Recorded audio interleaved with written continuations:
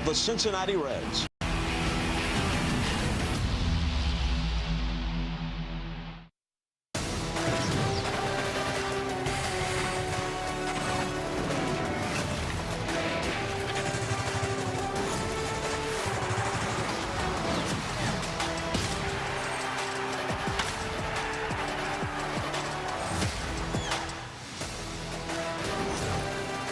Rivalry weekend arrives. The Reds are in Cleveland. They kick off the first game of the battle for the Ohio Cup. It's the opener against the Guardians at Progressive Field.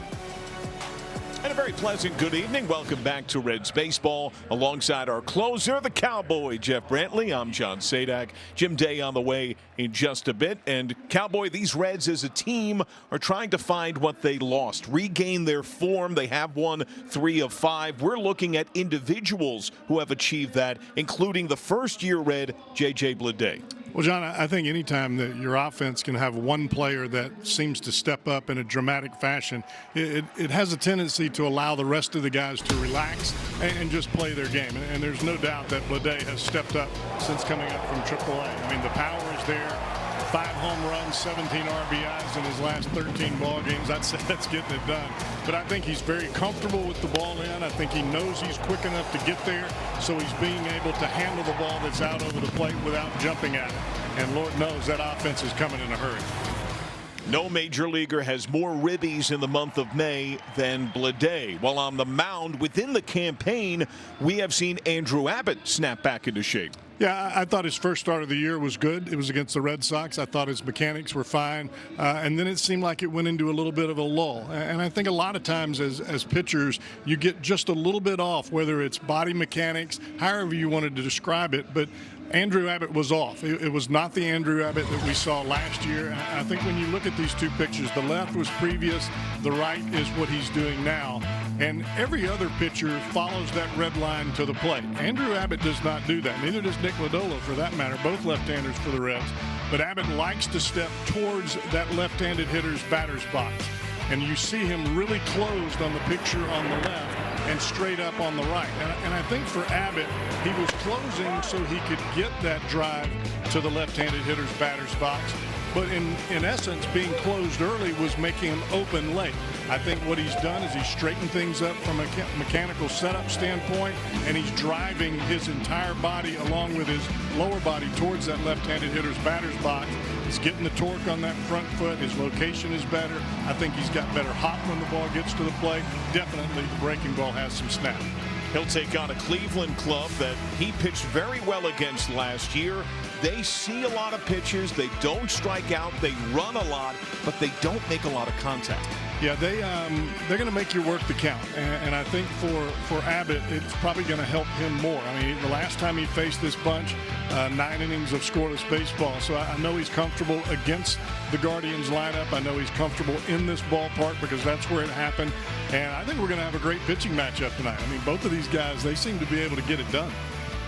Well, we'll see how the pace goes in this game and if Ellie De La Cruz can recreate some magic. Multiples of Ellie. He's been getting on with contact with regularity. A closer look when we're back. Ed Valrine for Congress. Cincinnati Reds baseball is presented by St. Elizabeth Healthcare and the Young Family Cancer Center, a regional leader in cancer care. By your Cincinnati and Northern Kentucky Toyota dealers. For all Toyota offers, go to toyota.com. By Gilkey Windows. Elevate your home with the elegance and durability of Gilkey Windows. Explore more at Gilkey.com. By Wells Fargo Active Cash Credit Card. Earn unlimited 2% cash rewards on purchases. Terms apply. And by Bet365, where winning is everything. Here are tonight's Bet365 betting odds. Ellie De La Cruz, multiple hits in 6 straight games. That's what you're looking at for a half a hit and 1.5 total bags. For Ellie tonight, he has been as steady as they have come for the Reds. A lot of contact opposite way of late. This will be his first taste of the Ohio Cup in 2026. We'll go to break. When we're back, Jim Day on the way for a closer look at the stars on each side. Jim is fired up. The cup is on the line. .com/Reds. It is rivalry weekend all across Major League Baseball. Regional rivals squaring off all weekend long. And in this case, in-state rivals battling for that bad boy right there, the Ohio Cup on the line. This being game one of the 2026 series for the Ohio Cup.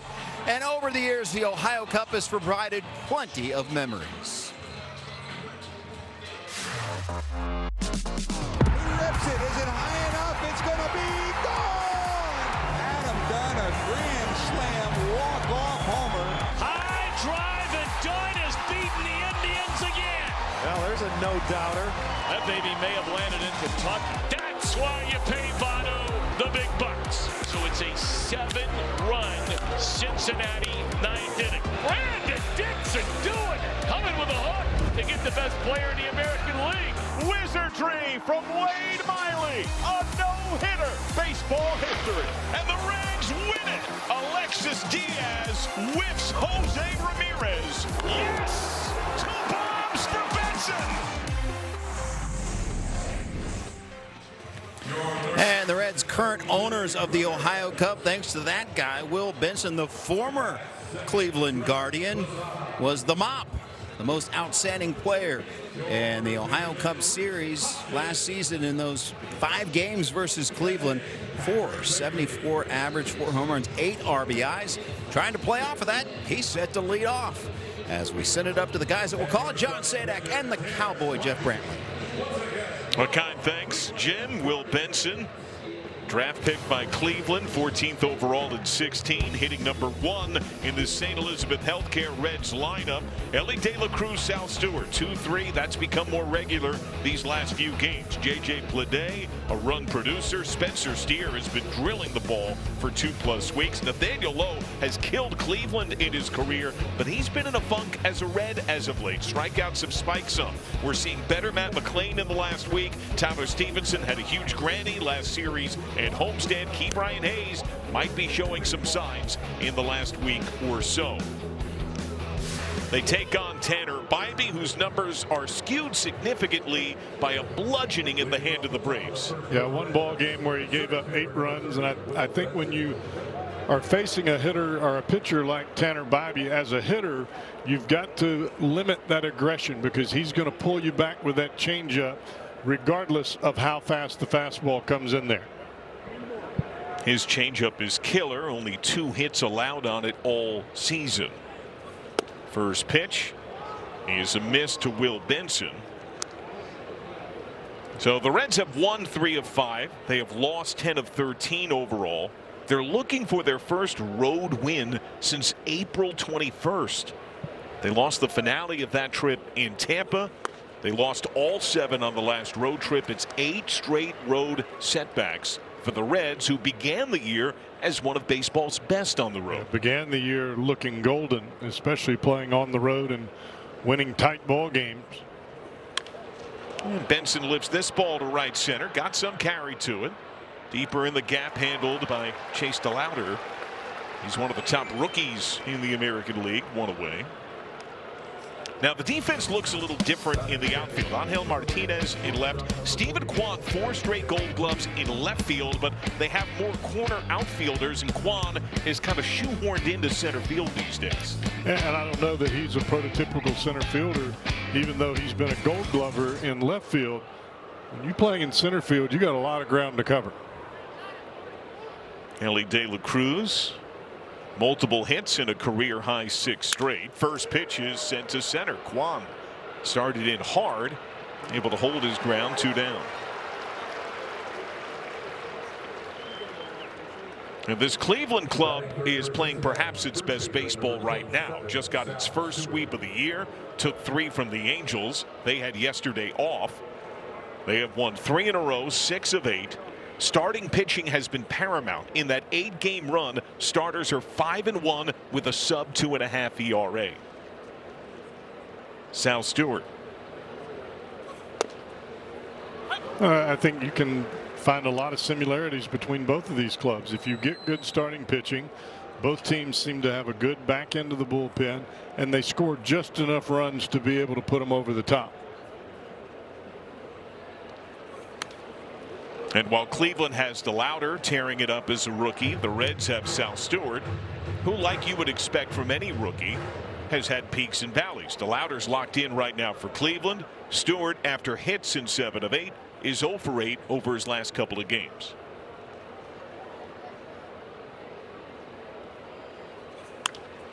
And I think you're going to see that, John. You're going to see the ups and downs with any young player throughout the year. A very pitch efficient first, 3 fly ball outs. Andrew Abbott to the mound, where he tossed a CG a season ago. Andrew Abbott last year saw Cleveland for the second time in 3 weeks. He went 9 CG donut delivery. Now, he did get a number of nice defensive plays, particularly in the outfield. Will Benson made this play at the wall. TJ Friedel had a nice grab in center. Jake Fraley had one of the greatest catches of the Reds season in right field.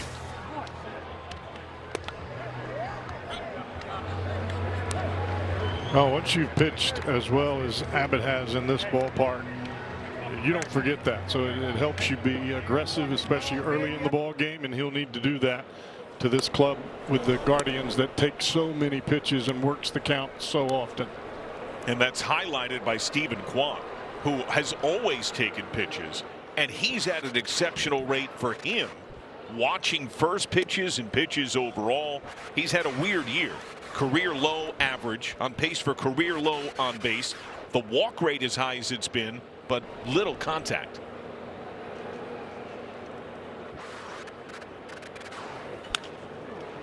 Popped up. Hayes into foul ground.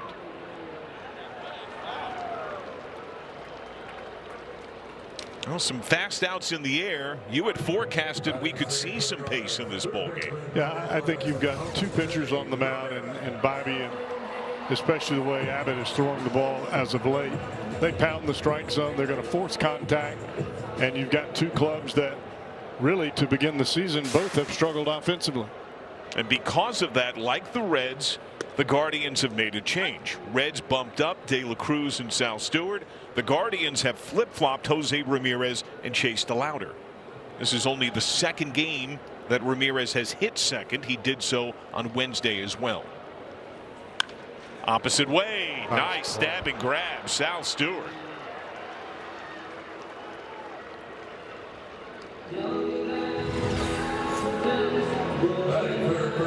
I think that ball got on Sal Stewart a little quicker than he anticipated, and it appeared to be slicing away from him just slightly. It's one thing to get that hot ball when you're at third base. It's a different thing for the ball to come off the bat from a right-hander right at you the way that ball did for Stewart over at first base. And I still think Sal is kind of finding his way at first base as far as reactions with the ball coming off the bat. But he's done a heck of a job. Chase DeLauder. Appeal. They will not grant it. And DeLauder having a terrific year. He leads the Guardians in doubles with 10, ribbies with 26. He's been quite hot of late. Going back over his last 15 games, hitting over 400. And he has very similar numbers on his year. He is one of baseball's best against left-handed pitching. Yeah, DeLauder's been pretty consistent. I think that's part of the reason that you slot him in behind Jose Ramirez, hoping that opponents will give Ramirez more pitches to hit. The more strikes that Ramirez sees, the better off this Guardians club will be.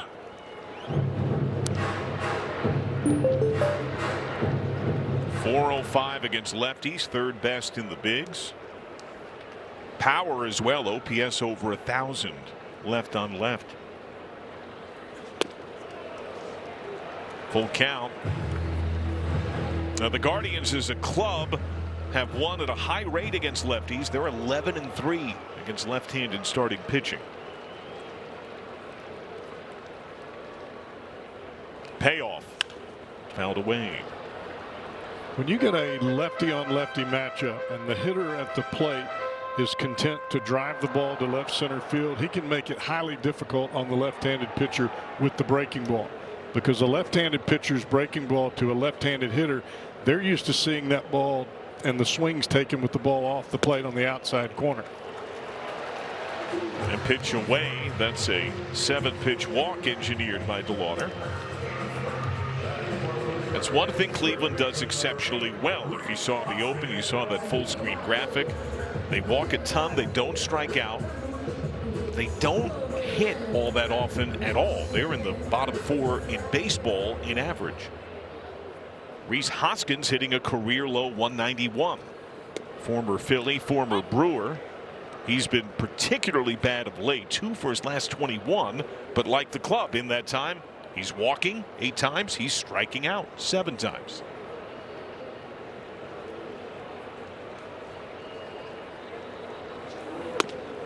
Well, from a pitching standpoint, and Andrew Abbott would be included in this against this club, the way that you change the way an opponent hits is by filling up the strike zone early. If you're lighting up the strike zone, you turn a passive club into an aggressive club, because nobody wants to hit 0-2 every time they come to the plate.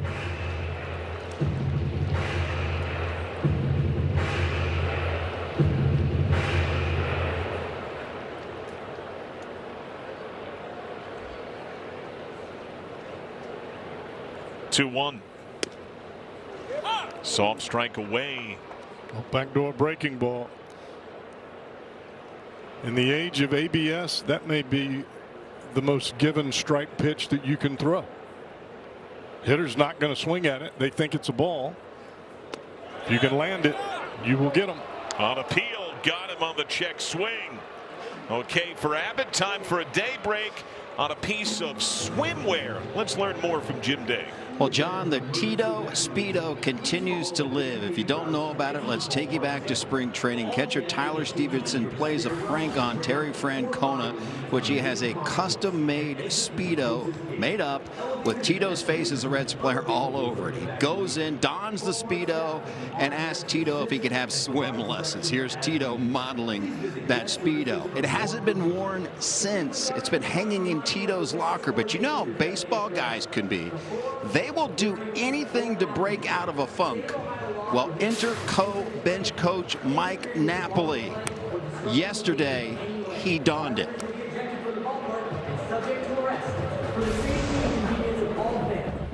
I saw a Speedo hanging up in his locker, and I'm like, T, is that thing clean? And he's looking at me like, yeah, why? I'm like, I'm going to put that on today, get the boys going. So, you know, in this game, you know, as a baseball player, the little inside thing, we're really superstitious, and you do anything for a win or a hit in this game. So thought it would lighten the mood a little bit. Got in the coach's room and showed everyone I had it on, and and we scored 15 runs. So I guess I'm going to have to do it again tonight. So you will be wearing the Tito Speedo during the game tonight? Yeah, I mean, I kind of have to now.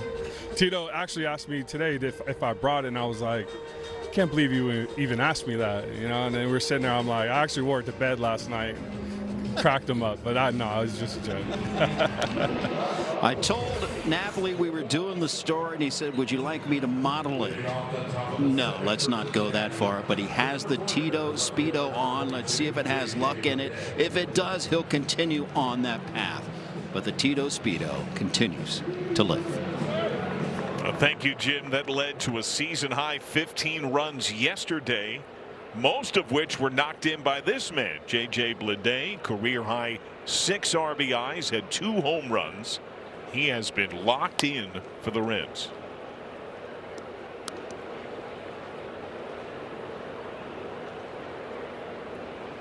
And it's not as though Bleday goes up there swinging at every pitch that comes to the plate and just happens to run into a few. He's taken some pitches, especially early in the count. He's gotten behind 0-1, 0-2, still able to drive the ball. And that in itself, to me, just tells you about the confidence that Bleday possesses right now.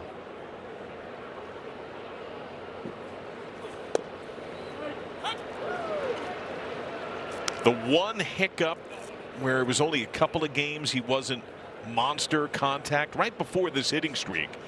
We saw a string of softer looks away change-ups and off speed. That's where this is an interesting matchup because Bybee can thrive with that.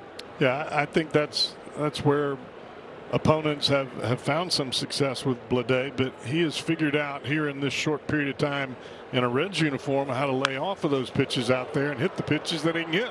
Lines this one fair into the right field corner. Played well off the wall by DeLauder. Throw into second is laid. You look back at that pitch, that was a breaking ball from Bybee, and he hammered it.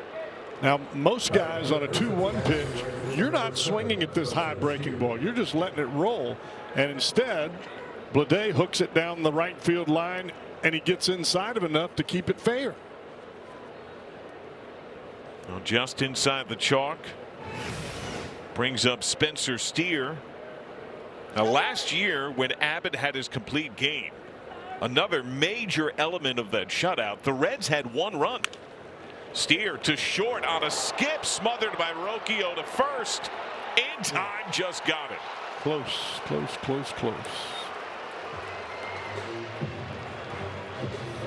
Great play by Brian Rocchio. Reds are going to challenge. I don't know that he got him, but it was still an outstanding play. That one little bit of hesitation as he came up to get his grip on the ball may have cost him. First base. That little pump. Did Steer beat it out? Steer drove in the only run in the Abbott complete game. It was after a leadoff double by Will Benson. He's safe. It looked like he got there just as the ball did.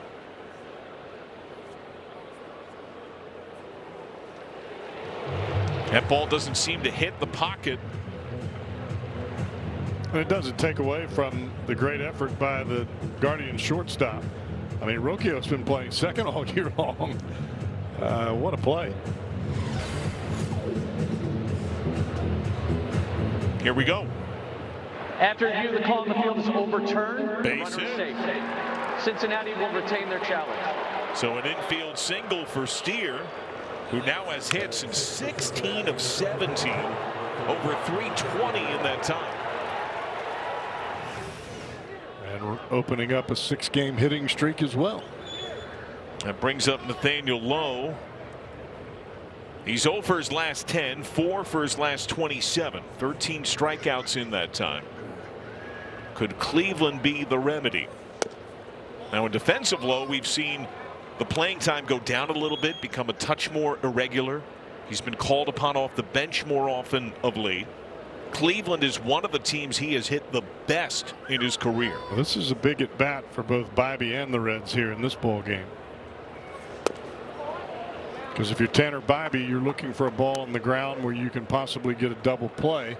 You may end up with a runner at third, but you'll have 2 outs. From a Reds standpoint, you're trying to open up a bit of a offensive lead here. He has hit Bybee well lifetime. 2-0. Takes a strike. Career against Cleveland, 345.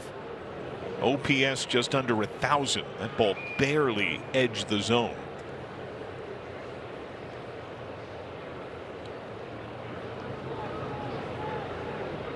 Two one. Just about every club, when Lowe comes to the plate, they vacate the shortstop position, play the shortstop up the middle. And Lowe has that unique ability, even as a big man, to be able to shoot that ball through the left side of the infield, especially when he gets down to 2 strikes. Line to short, over the reaching Rocchio. Stop sign at third. Strong throw in by Kwan. Gets cut near the mound. That's that kind of swing I'm talking about right there. Now, he didn't hit it in the hole, he hit it over the hole. But when you're trying to stay back with a pitcher like Bybee that throws a lot of changeups, that's an open area for a big fella like Lowe. And he hit that on the barrel. All the fastballs for Bybee are getting hit this year. His cutter, his 4-seamer, and his sinker. Combined well over 300 between the 3. And the cutter is the pitch that's pummeled for homers. Matt McLean. Way high. Bybee's command visibly off this inning after he needed 7 pitches in the first. And there you go. That's what his fastballs have done versus his non-fastballs.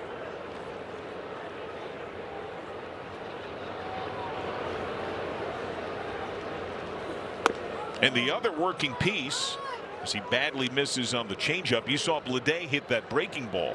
His breaking ball this year is not as deceptive. He's not getting swings when it's not a strike. The opponent is generally laying off unless it's in the zone.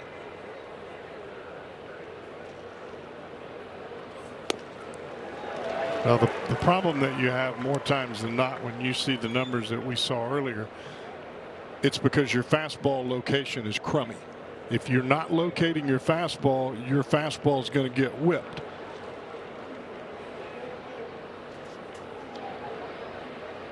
Bases loaded for McLean, 2-1, way wide.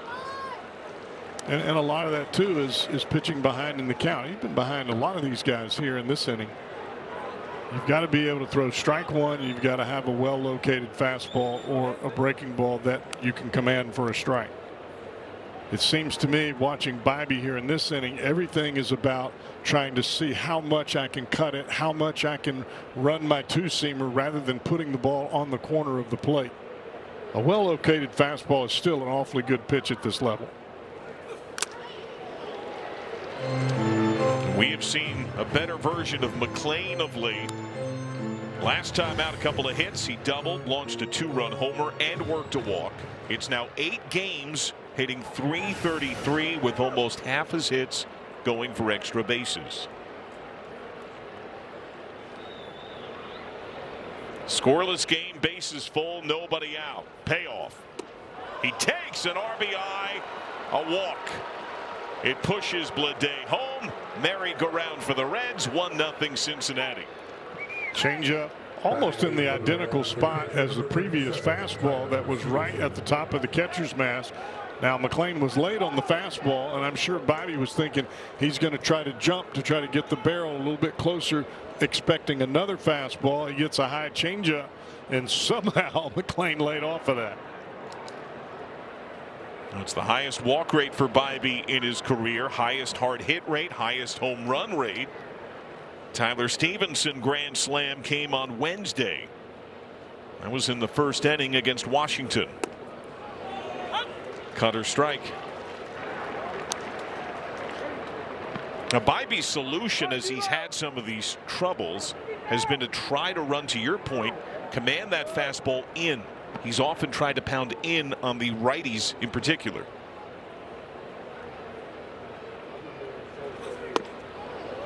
And there's a sinker in. Well, the problem with constantly throwing the ball in on any hitter is you've only got a slight amount of room that you can miss, because if you miss back over the plate, you kiss that baby goodbye. 1-1. This is lifted to right field. DeLauder. Steer tags at third. Throw goes to second. Sac fly RBI. Steer scores. Low over to third. Tyler Stevenson makes it 2-0 Reds. Batting ninth for Cincinnati, third baseman number 3, Ke'Bryan Hayes. So now as the Reds look to continue the inning, Ke'Bryan Hayes, 2 hits, a 2-run double. Yesterday, he cratered in terms of average 2nd of May. Went 0 for 4. His average plummeted to a league worst 119. Since then, he's hitting a little over 260. Small sample size, but boy, the Reds could use some kind of contact. Looking for that first pitch.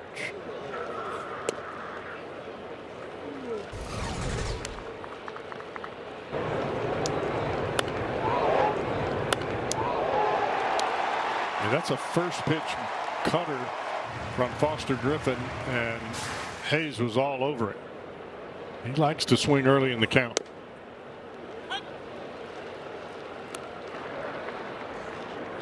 And remember, still just 1 out. So even with a fly ball, you could produce another run. Double play depth from Rocchio and Bazzana up the middle.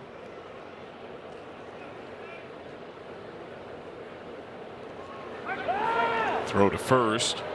Now in Great American Ballpark, games around this time of day, really a little earlier, you can have a really tough sun in left.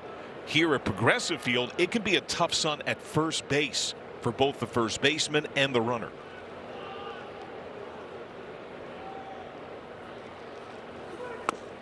Big swing at that changeup.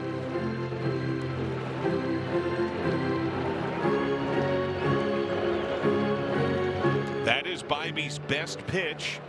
Does he go back to the well? Does he double up?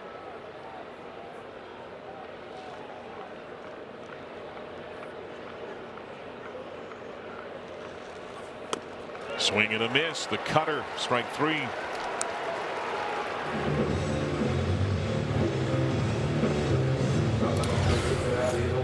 Cutter acting more as a slider here as it just takes a left turn as it gets to the plate.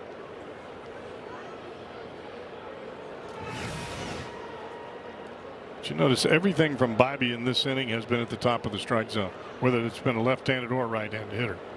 Nothing down. Will Benson. Strike 1.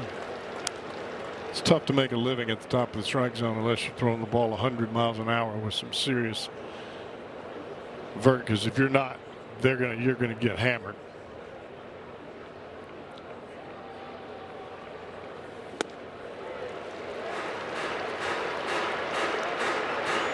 Benson fly to right his first time. Asks for timeout here.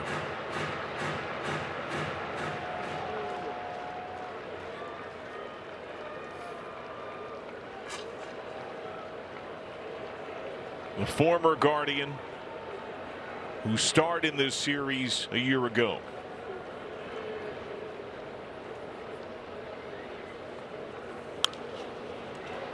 Popped foul and out of play. Now, despite his struggles at the plate, Jose Ramirez is still playing a fine third base. He's among the better ranked third basemen this year. At first base, though, Rhys Hoskins, it's not been very pretty. While Ramirez is top 4 among third basemen and outs above average, Hoskins is bottom 4 among first basemen.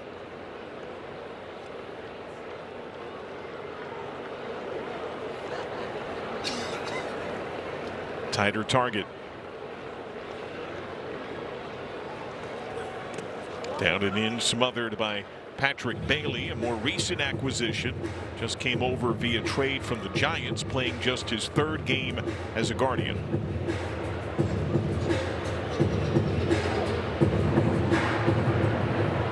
Bailey was not hitting in a Giants uniform, and there's always been a bit of discrepancy of the nature of his game calling, and ultimately he ends up in another uniform. 1-2, way in, almost hit him. That came close.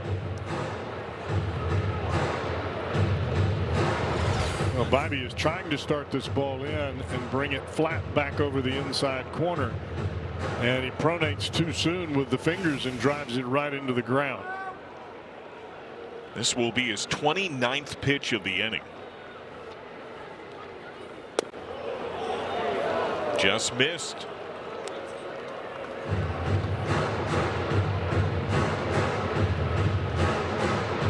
Benson now in that leadoff spot 3 times in the last week in favor of Friedel.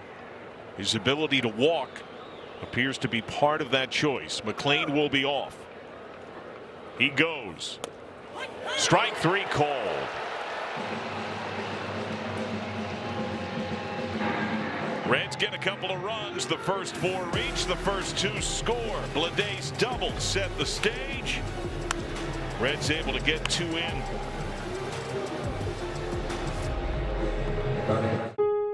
We're here for those who build America. Runs of support. Faces David Fry.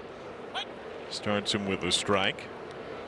Fry, an all-star in 24. Also was a star in the playoffs that year. Pinch hit, go-ahead home run. And we're facing elimination against the Tigers. Game 4 of the LDS.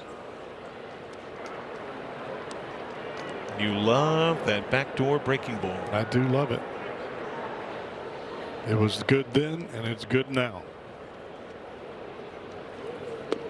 And you had mentioned this earlier. Steer, by the way, cheating in noticeably at right. You've always talked about it as a first pitch that you can catch the hitter off guard, but you think ABS has broadened the usage. I do. I think that hitters have become even more selective because there's no gimme strike out there anymore. And if there is a gimme, you can challenge it. So if you can start the pitch as a ball and bring it back to the edge of the plate, hitter's not swinging. It's a second straight strikeout for Abbott. Each has come on a check swing. It's the sweeper to end the first against Hoskins. The changeup here against Fry. Now Angel Martinez, who leads Cleveland 7 homers, takes strike 1. And Martinez, a switch hitter who has vastly improved as a right-handed bat. Well, Martinez is the one guy in this Guardians lineup you don't really have to worry about him walking a whole lot. He's up there to swing. And you have to put that in the back of your cap so you understand that. Left side and through, base hit. He's swinging at anything close. But one thing you do have to worry about, and it goes beyond but includes Martinez, this is a Guardians team that runs a lot. Yeah, you were talking about Jose Ramirez earlier.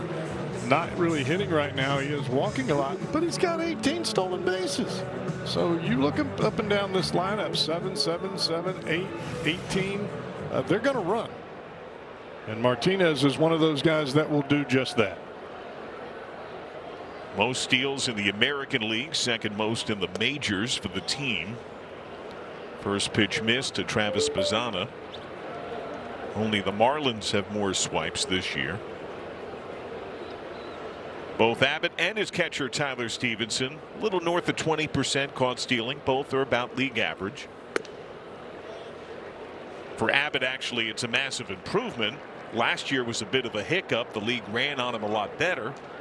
But he also pitched so well, it didn't matter as much if someone stole second.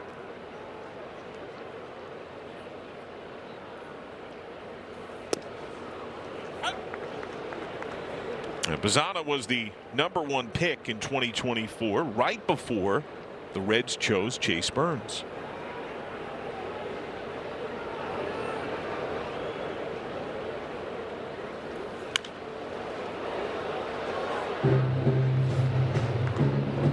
So it's only the second inning tonight for Abbott.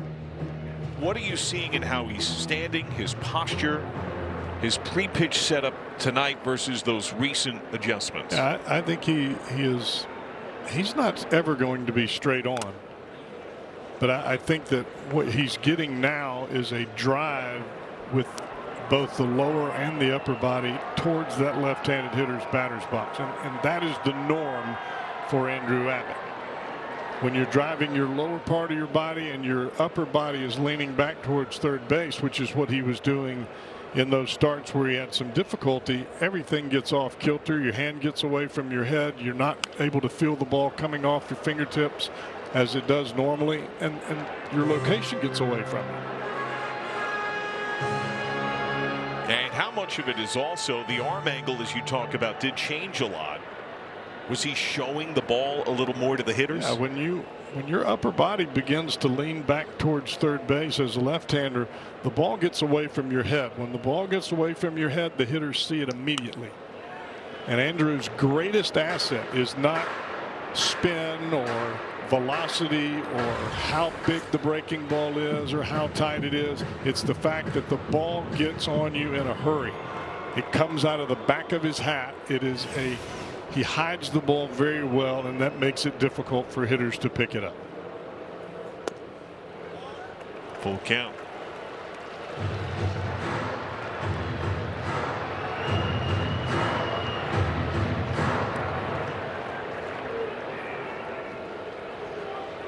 A light hitting catcher Bailey on deck.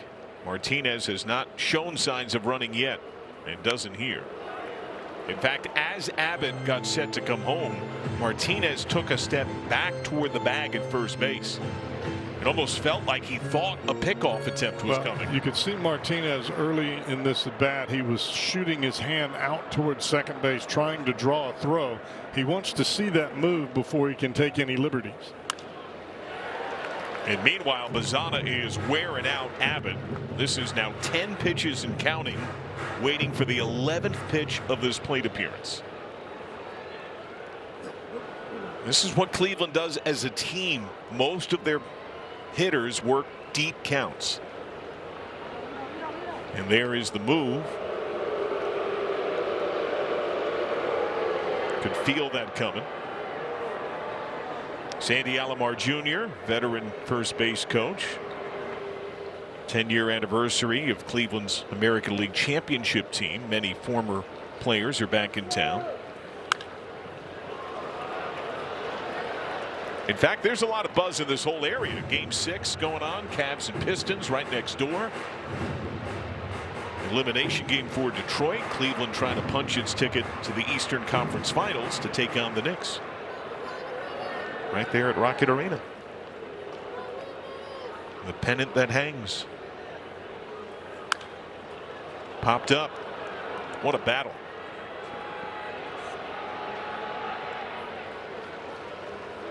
And this is part of the pomp and circumstance.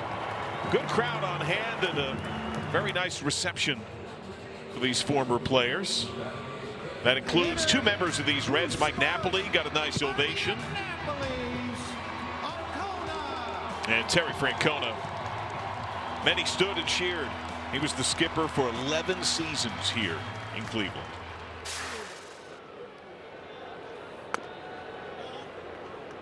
Challenge, ABS powered by T-Mobile.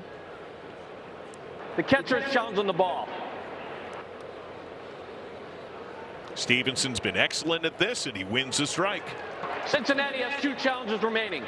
Now that ball appears to the umpire that it's in off the plate, and that's a lot of the angle from Abbott throwing from the first base side and throwing the ball back across that inside corner. I think the hitter thinks that ball's inside as well.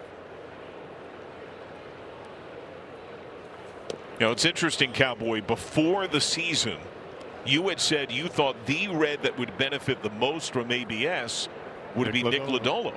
For a similar idea, right? The crossfire delivery.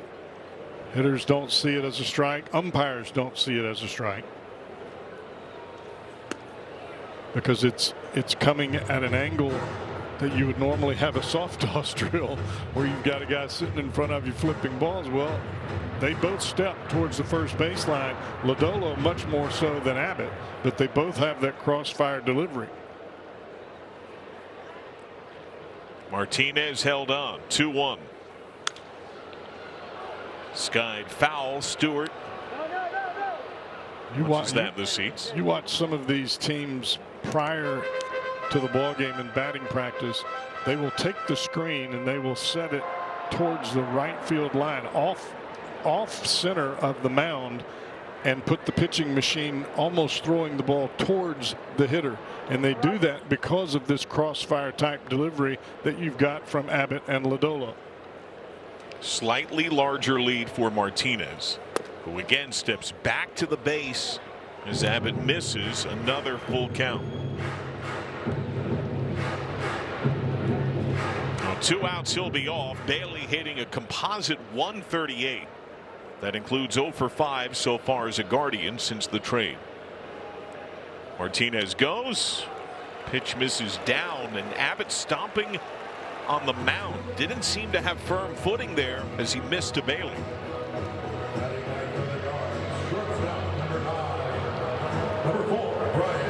Well, this is the batter that you wanted if you're Andrew Abbott, and that was Patrick Bailey. It looked like his foot jammed into the mound early, and he pulled the ball down well below the strike zone. But Rocchio, even though he's hitting in the number 9 spot, he's one Guardian that has hit the ball consistently. And on the flip side of that page, he's also hit Andrew Abbott well also. He's having a career year. The best producer in the 9th position in the majors by hits and RBIs. Career highs in average on base and slug, and he's hot of late. His last 7 games, 375.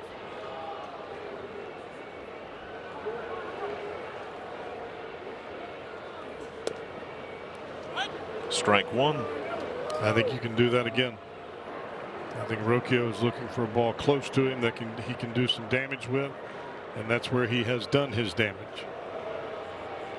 The man nicknamed the Professor. Way outside. Way off the line at first is Sal Stewart, which allows Bailey to get a gargantuan lead.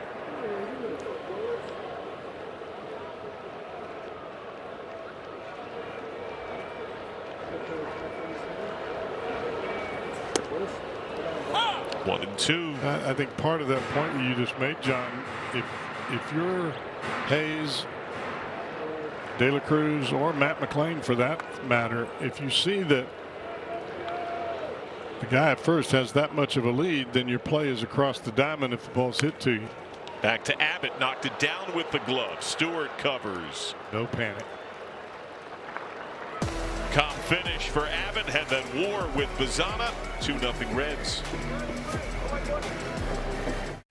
Champion Windows and the Cincinnati Reds are teaming up to give you a home run deal. Right now, we're offering buy 2 windows, get 2 free. And that was top 15 in baseball. This year gets the worst run support in the majors.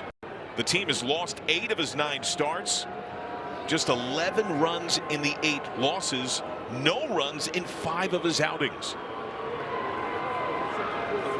But you see a difference in the pure pitching of Bybee now versus earlier when the Reds faced him. Yeah, John, I just think that when we first saw Bybee break onto the big league scene, he had great command of that firm fastball down and away to righties. He was sharp with the fastball down and away to lefties, and it just seems like, at least here in the early going, a lot of pitches up, a lot of cutters up. The changeup has been elevated. It's not as though that everything is tight command-wise. It's just he looks like he's just throwing it. And if you're a guy on the mound that's just throwing it, that's tough to watch when you're behind him defensively. To short on the backhand. Rocchio from the grass on a bounce in time. Now that is something we've seen more from De La Cruz, which I think is in almost every way a really good thing. Yeah, I think when you know your infield and you know where you are as far as your throw, that was a purposeful 2-hop bounce to first base, and it was right on the money. Rather than trying to make a heroic play backing up, he just puts the 2-hopper on there. Top to Rocchio, steps into it. 2 quick outs. Stewart now 0 for his last 10 as Bleday comes to the plate with another double, a run scored. Part of the ups and downs for Stewart.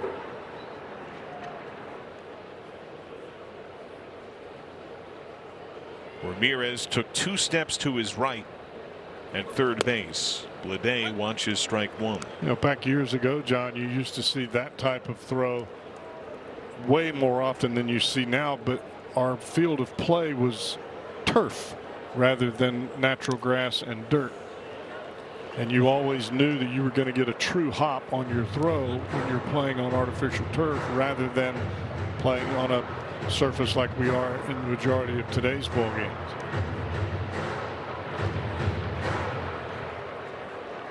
Well, you mentioned it earlier, and I agree with you. As Bleday calls time here, he has now taken the spot that I think Lowe had for a bit, that if I had to choose a Red to be down 0-2 and find a way on base, I think right now it would be Bleday.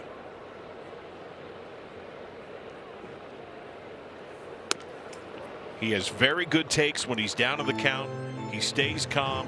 I thought Mark DeRosa on MLB Network did an excellent breakdown on the evolution of Bleday, and his suggestion for a tweak was to get a little more spread, maybe minimize the toe tap a bit, be more controlled with 2 strikes. Yeah, and I get that.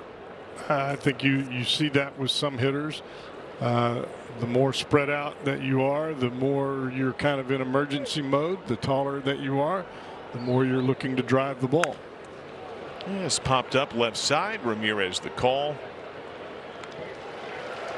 Oh, 1-2-3 against Ellie, Sal, and Bleday.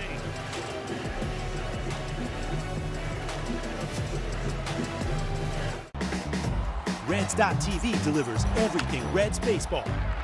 Every pitch, every night. Because here in Reds territory, This is Every Game Matters Baseball. All over the place.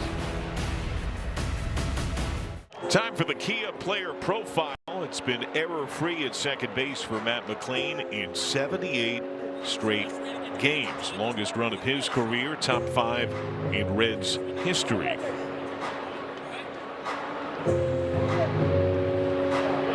His defense has been steady, even as the bat at times has been up and down. Stephen Kwan leads it off, second time through for Abbott.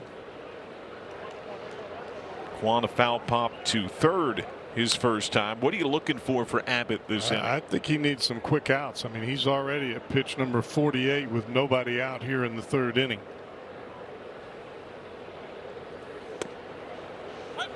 In there for a strike. Immediately you think, well, he's got 100 pitches that he can throw in a game. When you're throwing 20+ pitches in an inning, that's not just driving the pitch count up, it's activating the fatigue factor. De La Cruz from the green grass on the backhand. Ellie knew he had to get rid of the ball quickly. He did, and he didn't make an overthrow. He just moved his body quicker and still had a nice calm throw. Strong arm. Jose Ramirez has grounded out to first. Strike one. First pitch strikes to 8 of the 11 seen so far for Abbott. That looks weird. Jose Ramirez on May 15th hitting 206. Yeah, I think 206 for Jose Ramirez anytime ever looks weird.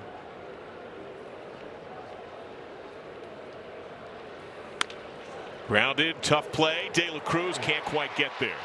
He was shaded toward the 5-6 hole, and Ramirez a well-placed hit.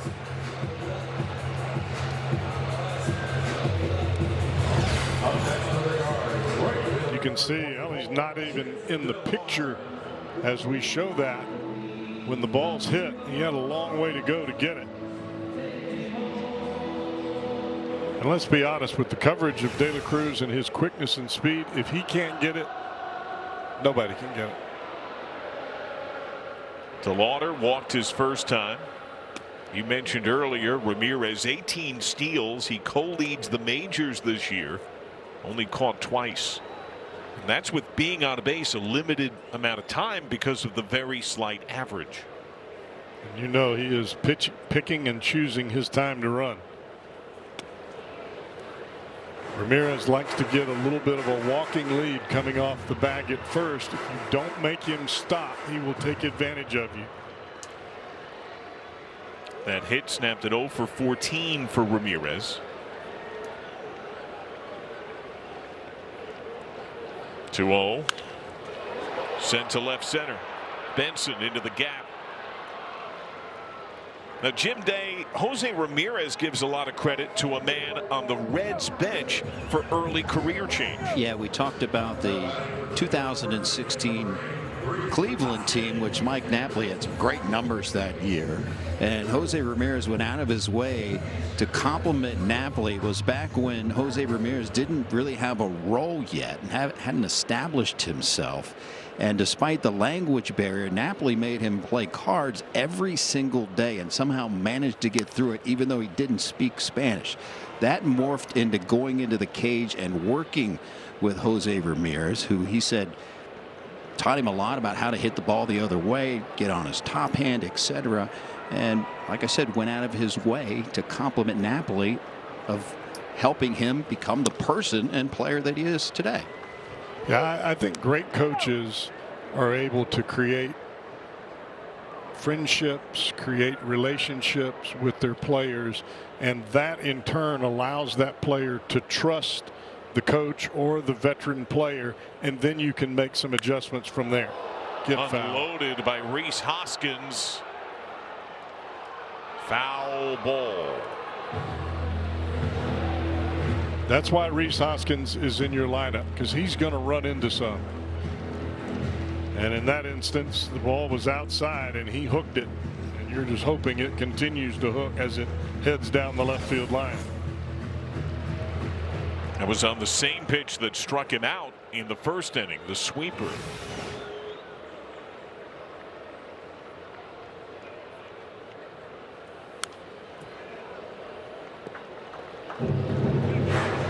And yet again, like they did against Ramirez, but with even more exaggeration, Hoskins has done well against the Reds' lifetime. Look at where Hayes and De La Cruz are positioned right now. It's about as extreme as the Reds play third and short. That would be dead pull. I think the only other hitter that springs to mind for me, Isaac Paredes, who's about as pull heavy as there is in the game. Yeah. The only other guy I can remember this. Yeah, Paredes doesn't hit the ball to the right side of second base unless he hits it off the end of the bat. 3-2, runner goes, a miss for Abbott. So there's a 2-out walk, and he has 2 on again.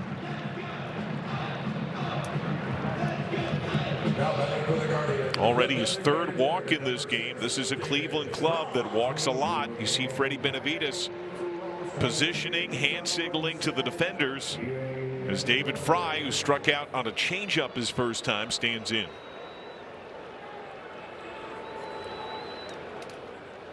Ramirez takes a huge lead.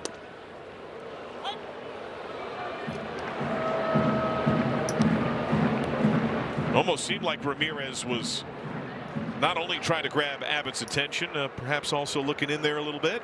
Got a pretty good view to try to help his hitter. That is very legal.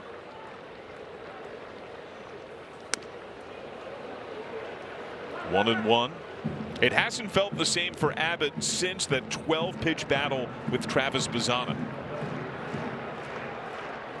He got Bazzana, but then he walked Patrick Bailey. Command has been more inconsistent since.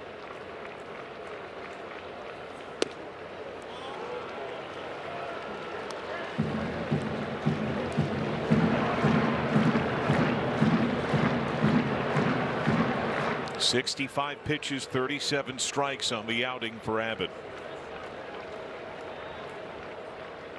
2-1 to Fry.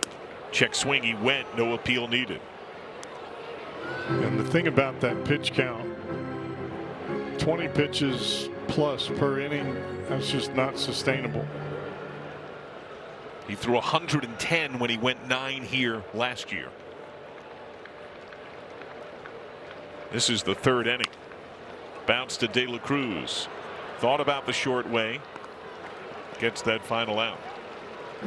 Spencer Steer will get it going for the Reds. Already a base hit today. They try to add on. I am for term limits. 6 years, 8 years is enough. He's turned Washington into a career for 14 years, and now he's out. Double tickets start at just $15. Reds and Cardinals series thanks to Cons. Redeem now. Reds.com/flash sale. Hurry, the offer ends Monday. Kind folks of Rosie Reds here tonight and tomorrow made the journey from Cincinnati. First series in this year's Ohio Cup. First pitch, Spencer Steer reached on an infield hit. He takes strike 1 from Tanner Bybee.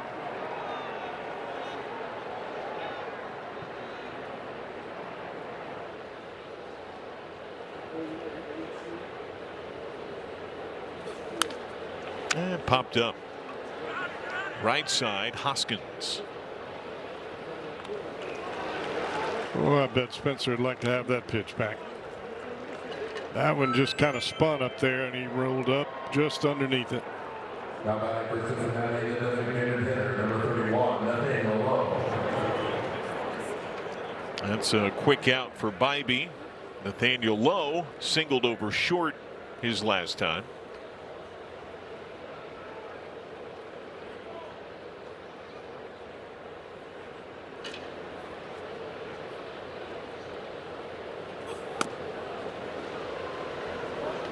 You're seeing a lot of elevation from Bybee. Yeah, and that's been the case from the get-go. Now he's only allowed 2 runs, but he's losing.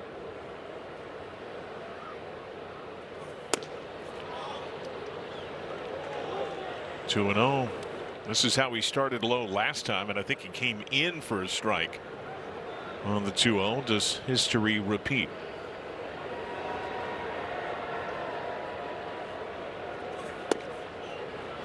Fastball strike. Time for low.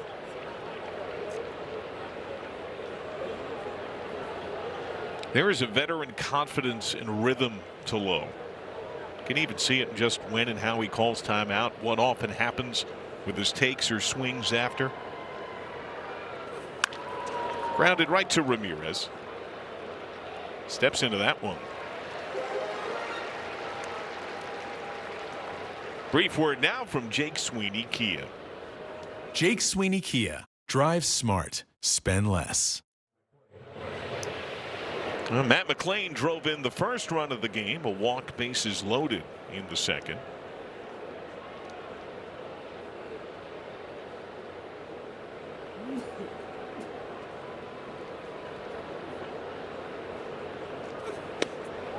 He thundered a homer in the homestand finale. As he came to the plate, he pointed up to the broadcast booth to Barry Larkin.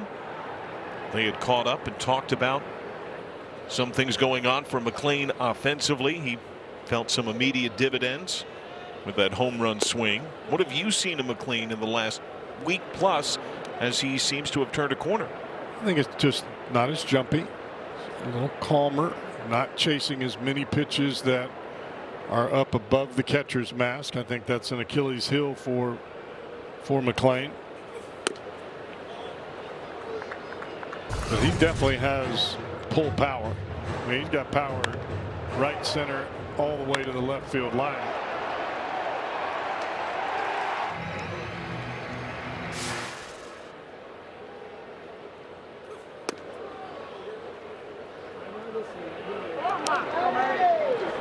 Advantageous count here. You know, we talk so much about where you stand in the box, where your hands are, where that front shoulder is.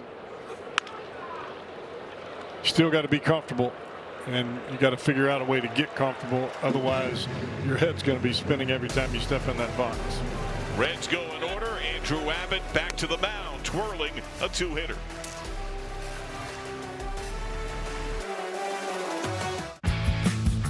Summer is a gift.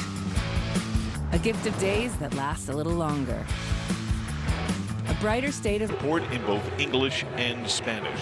Text MLB to 741-741. Angel Martinez has singled. Abbott starts him with strike one. You're again, though, looking for a quick inning from Abbott to try to thin the pace a bit pitch-wise. Yeah, you're just trying to get back in as close as you can to a normal pitches per inning. Oh, nice diving stop. De La Cruz, the sidearm throw, and he whips it onto first in time. Boy, that is a Gold Glove play by Ellie De La Cruz. You can see him smiling. He knows he made a spectacular play. Not only to get to this ball, but watch him get up and throw this right out of the holster. I mean, that is some kind of gunslinging it. Our Allstate good hands replay. So he robs Martinez. Now Bazana. First pitch this time, chip to left. Longer run for Blade. Fair side. Man, that helps. That's an exhale. Bazana saw 12 pitches in the first battle. Abbott gets him on the first pitch in the rematch. Well, if you can get yourself a quick inning, if you're Andrew Abbott and you're one out away from said quick inning, gives you a little bit of resurgence when you head back to the dugout. And by that I mean nobody's checking with you. Are you okay? You feeling all right? They just leave you alone. I mean, when you've got somebody coming to check with you every single time because you're throwing 20+ pitches an inning, then you start to think, well, is something wrong with me? Do I look back? You know, you want to kind of keep that positive momentum rolling, and Abbott right now has got himself a good ball game. He just needs some quicker innings. You know, part of it, he has walked 3. That includes Bailey. That was after a full count in the second. 0-1. And Bailey is the guardian. It's a lineup of struggling stickers largely. None is struggling like Bailey. $138.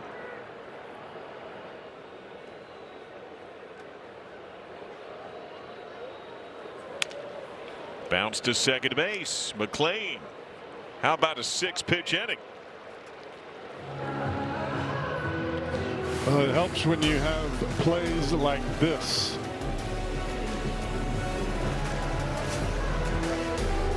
The bare hand.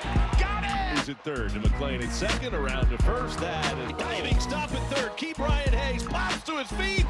The Tundra. Register for the Tundra Home Run Challenge and your chance at any Cincinnati, Northern Kentucky Toyota dealer. Reds lead it 2-0. The second score, sac fly from Tyler Stevenson. Since then, 8 straight Reds cleanly retired by Tanner Bybee.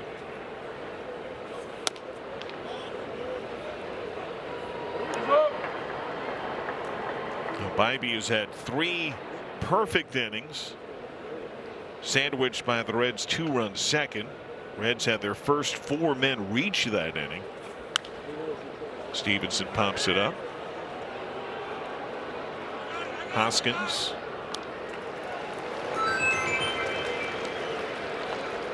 Brief word now from Miami Valley Gaming.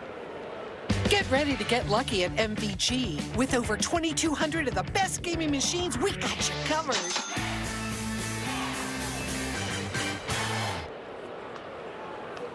Key Brian Hayes struck out swinging his first time.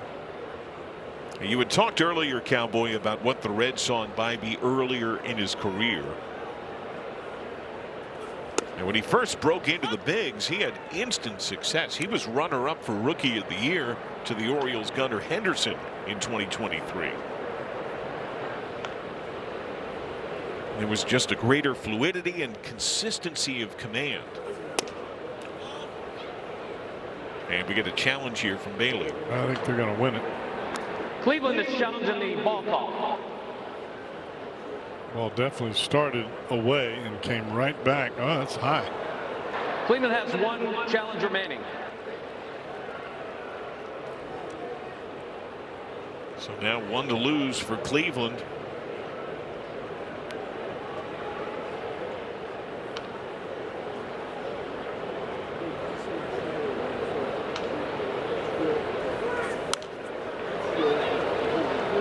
You know, it is interesting looking at the different makes of hitters that come to the plate. The catcher pretty much sets up in the same place every time, so you have a pretty good idea about where the mask is.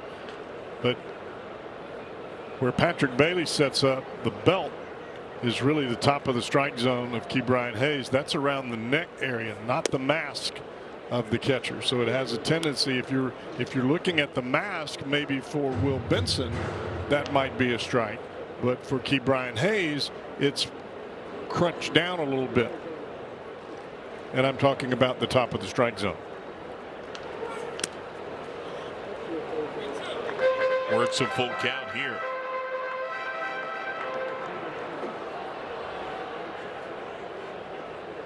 Benson, the on deck man.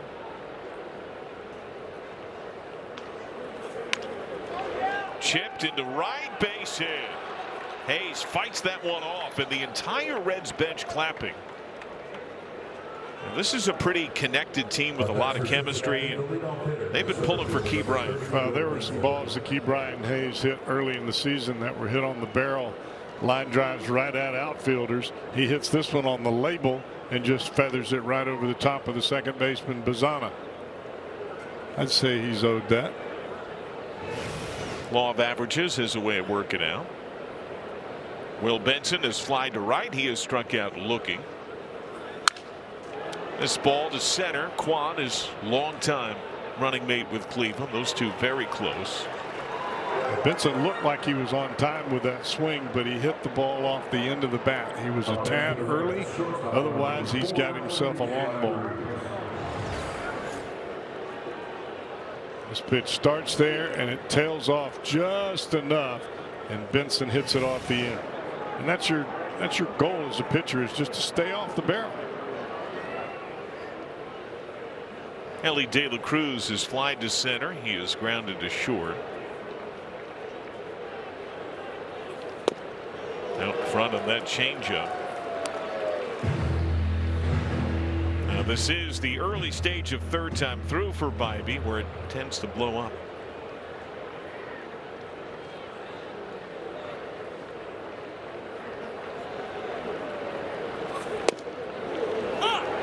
Oh, 2.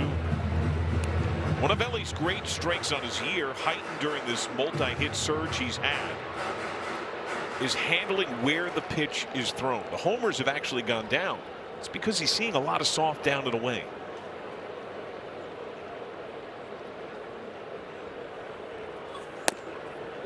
Well, De La Cruz faces the same type of pitching that Joey Votto faced.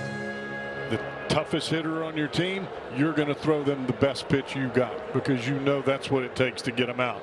So you're seeing the pitcher's best when you step into the box if your name's Ellie De La Cruz. Sends this ball to deep right center. And off the top of the wall, Ke'Bryan Hayes never broke stride. Windmill in third. He races home without a throw. A double off the top of the wall for Ellie De La Cruz, and a 3-0 Reds lead. Wow, such an easy pace with that swing off the bat of De La Cruz. It was not an overswing. He just caught it on the barrel, and almost as though he caught the ball and just threw it out there. And you mentioned Joey Votto. That's often how contact came off the bat of Votto. It's like he had a lacrosse stick that he would just flip. Just catch it in the barrel. Almost as though Votto just seemed to, at times, where he could just catch it, flip it to right, catch it, flip it to left. And if you ever watch the batting practice of Joey Votto, hits to left, hits to center, hits to right, hits to right, hits to center, hits to left, couple of bombs out opposite way, couple of bombs out to right center. He had a method to the madness. Stewart pops it up. Well, big add-on run. Big run right there with a 2-out double. Ke'Bryan Hayes, the chippy to get on. De La Cruz delivers, shoots him home from first. I'm Thomas Massey, and I approve this message. Woke Eddie Gowrine and liberal out-of-state special interest groups have run millions in ads trying to tell you how pro-Trump he is. But what they have...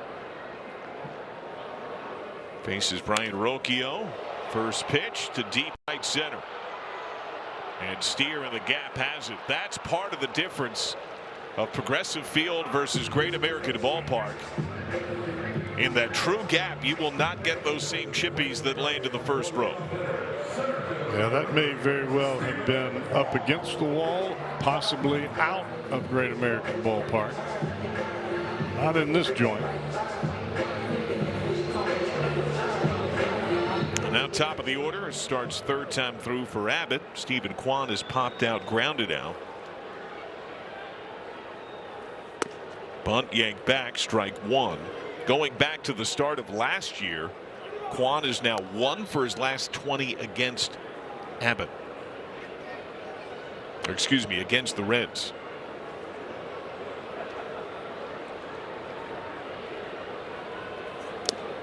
Downed it in.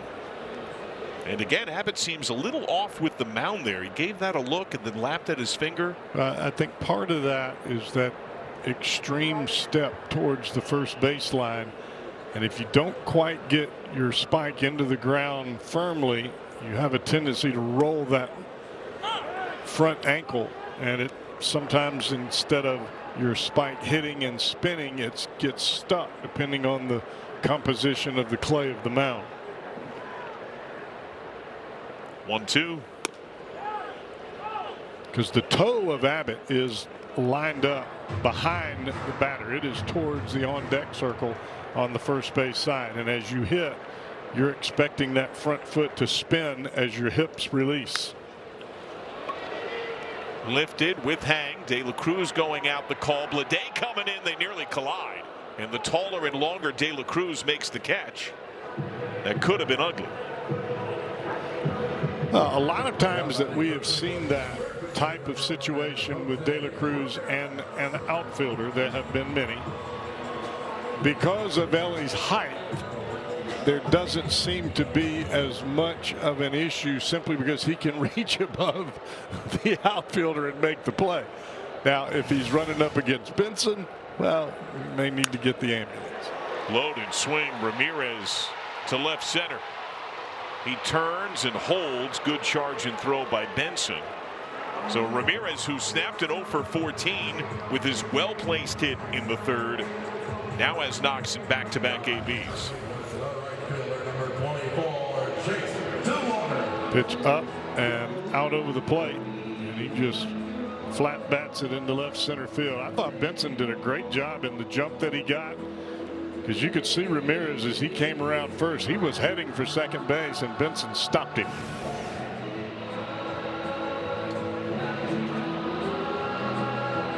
Oh, he might have a little leg issue. Athletic trainers come out to check on Ramirez. There's skipper Stephen Vogt. I mean, that was a highly aggressive turn coming around the back for Ramirez. And he had to put on the brakes in a hurry. That is credited to the hustle of Will Benson. You can see Ramirez, I mean, he is turning it on, and then he has to stop and go back. When you're running full speed, you got to put on the brakes. That's tough on your legs. I mean, look at Benson get to this ball. He cut off the angle, and he came up with a bullet to second base. Now, he did tweak his ankle in a game earlier this month. It was an odd play at first base against the Blue Jays up in Toronto. And it was around to first right before he got the visit, but he stays in. DeLauder has walked. He has flied to center. Life-saving check swing contact, strike one. See, I think that's where left-handers have got to pitch DeLauder. I think he's new to the league, so he's getting a lot of breaking balls off the plate. You're running right into his strength as he really closes off on that front side, and that's why he's hit left-handed pitchers very well thus far. You see that breaking ball take there? The hands aren't even coming forward. And he wants to be able to drive the ball the other way, right over the top of the shortstop position.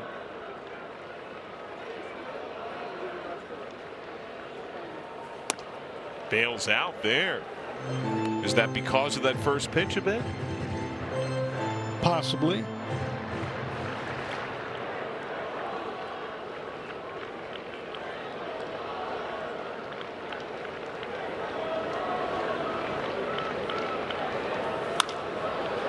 Sky to left, Bleday. Abbott works around the base hit. J.J. Bleday has been cooking for the Reds. He'll get it going in the sixth.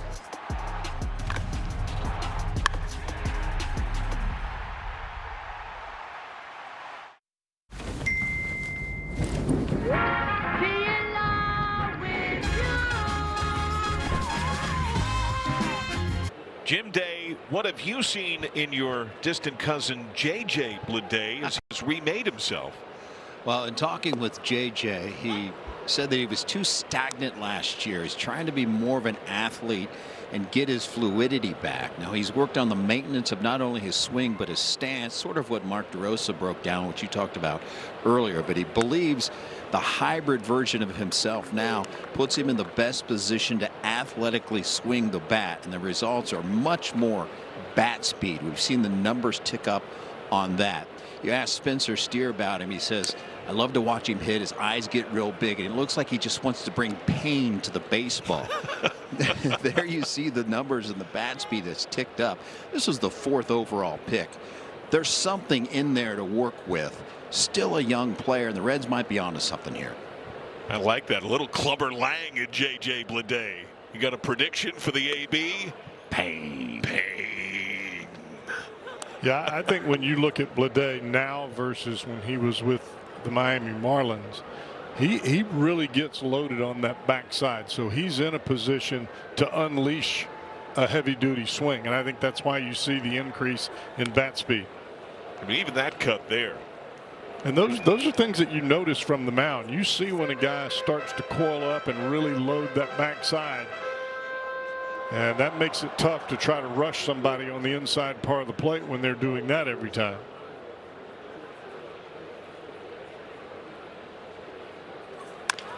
Chopped. Bazzana, a reaching backhand grab. Safe! Oh, and Blade made the signal himself. Sprinting down the line, the infield hit. Well, it looked like the ball was hit hard. It just had a huge hop somewhere between the mound and when it got to Bazzana at second base. And you can see that ball kind of go out of the picture. Bazzana got it and turned it loose quickly. But not only does Blade possess some power, he's got a little bit of speed as well. You know you're locked in when you're hitting mammoth homers and getting hits like this. Now Steer, who has an infield hit himself. He's also popped to first and scored a run. You know, John, this game is all about whatever it takes. If it takes a speedo, if it takes an infield hit, if it takes a homer, you just do whatever you can to do what you can to put some numbers on the board. The power of the speedo. I had asked Napoli on the elevator when we got in, you're going to do it again, right? He just shrugged, nodded his head like, of course, yeah. Those are the types of things that alleviate the everyday pressure of performing. I mean, every player comes to the ballpark, not everyone, but the majority of players come to the ballpark knowing that they've got to get the job done in order to stay here. Now you've got your veterans, your guys with your big long-term contracts, but the pressure is different for them because it becomes pride. You don't want to get booed. You want to be able to live up to expectation. So when you have something like that that brings a little bit of laughter and a little bit of levity, it kind of lightens the mood a little bit and you just go play ball. Ramirez, second one. Bazzana, little offline, out. Nice play over there by Hoskins. Somehow stayed on that bag to help turn the double play.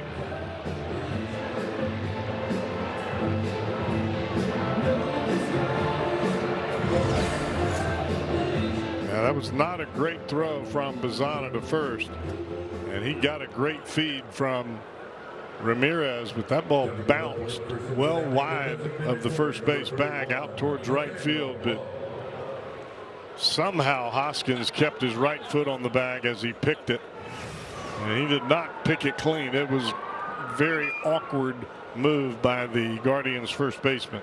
I keep wanting to say Indians and I keep hesitating. I can't help it.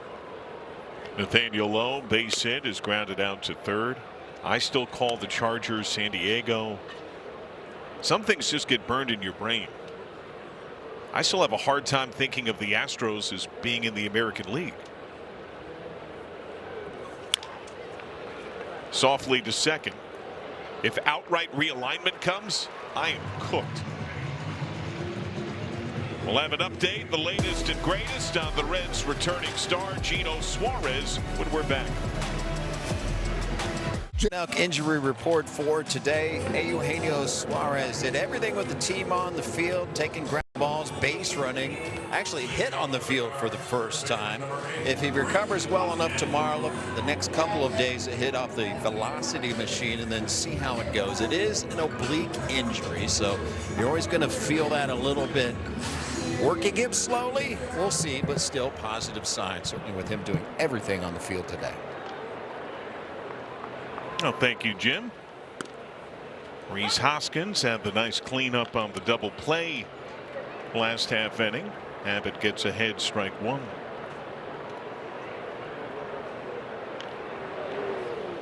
Has walked and struck out so far. Fouled away. Looks like the Reds have some burgeoning action in their bullpen. Looks like Pierce Johnson out there. Indeed it is. Oh, Abbott's in a spot where he's approaching the 90 pitch mark, but you've only got yourself a 3-run lead, so you have to be careful if you're Francona. You don't want to subject yourself to a big inning from the Guardians. You got a starting pitcher that's beginning to run out of his pitch limit, maybe getting a little bit tired. There were a lot of pitches in that first couple of innings, 47 to be exact. That's popped up foul. And he saw 29 pitches in that second inning alone. And remember, another redefinition for the Reds. We talked in the open about how Bleday has remade himself on his career in his first season as a Red. How Abbott has gotten right in his last handful of starts. They need to redefine who's doing what in that bullpen. They still haven't anointed a closer and might not until Emilio Pagan comes back. That's never an easy scenario when you lose your closer, because every pitcher from that point on that pitches in the ninth inning. Oh, that is laser lined left field over the tall wall for a home run. Fourth of the year for Hoskins. He had a near miss foul his last time. He spoils the shutout on that solo shot. It's the first run off Andrew Abbott in a long time. Our Jake Sweeney Kia pitch tracks. Fastball trying to go in, and he left it in the middle of the plate. And that's going to be all she wrote for the left-hander Abbott. So that spoils his personal shutout streak. It ends at 21 2/3 straight scoreless innings. His day is done. He leaves in line for the win. Reds go to their pen. Pierce Johnson will get the call.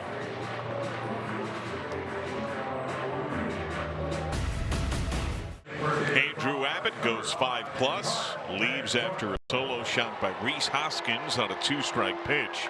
3-1 the Reds lead. First out of the pen today. Skyline Chili called to the bullpen.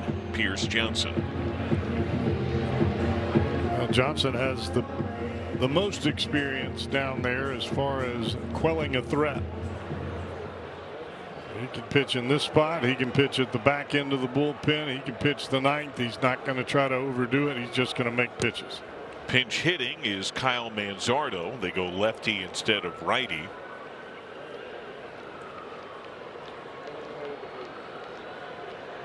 So David Fry ends his day, strikeout, ground out.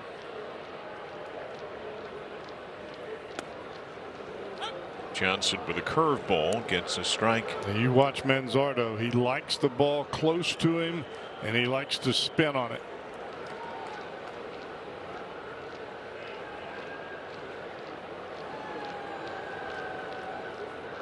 One. He's got decided power, but he hasn't shown it as much yet this year. 27 homers last season, drove in 70. This year hitting .203, only a couple of bombs in 118 ABs.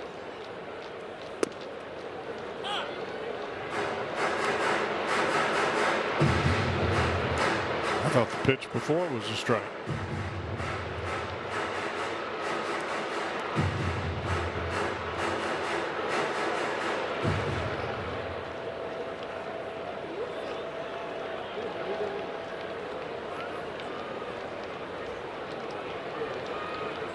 Two.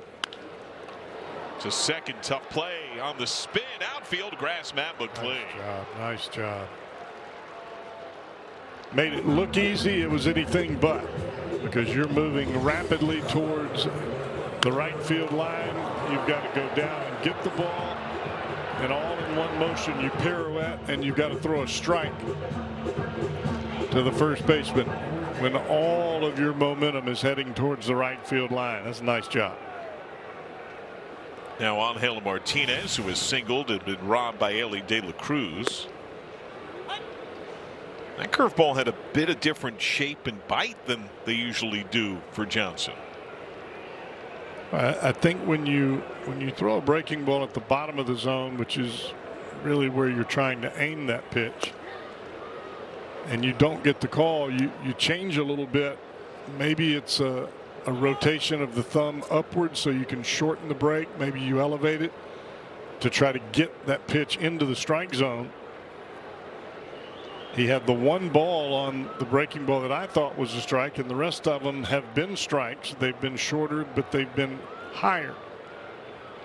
0-2. I mentioned this earlier. Martinez against right-handed pitching is vastly improved this year, similar to how Ellie De La Cruz is a switch hitter, focused and improved.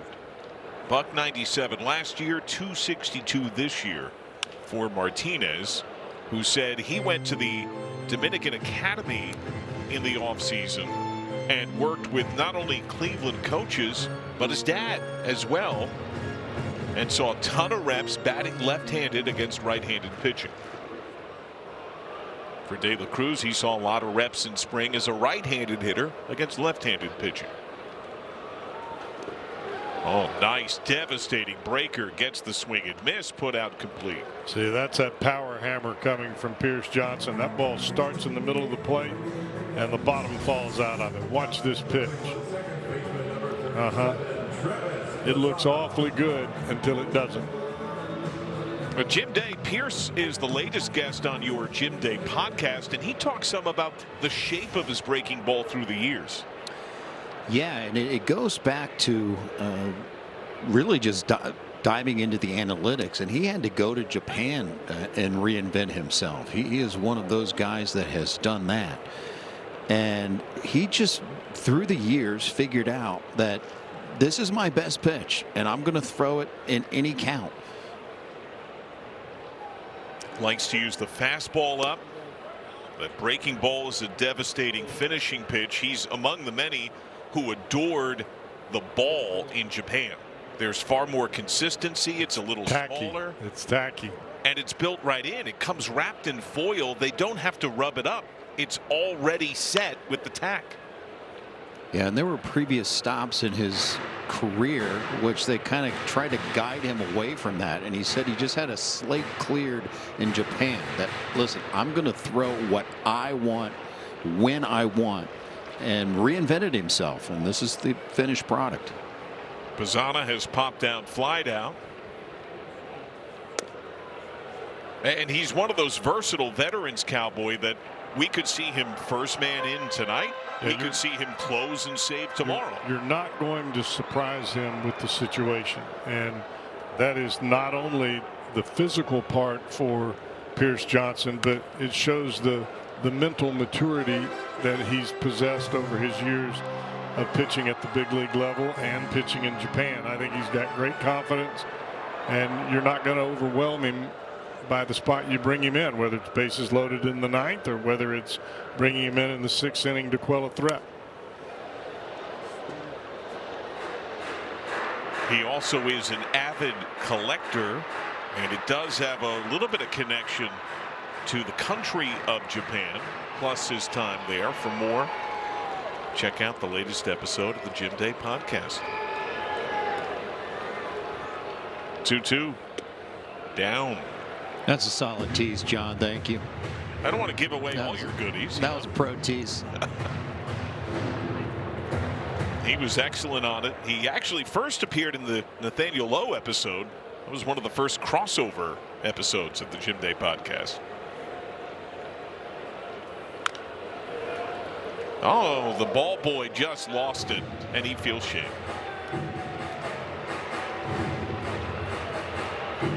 You had your moment. Bill Hasselman, catching coach, gives him the ball.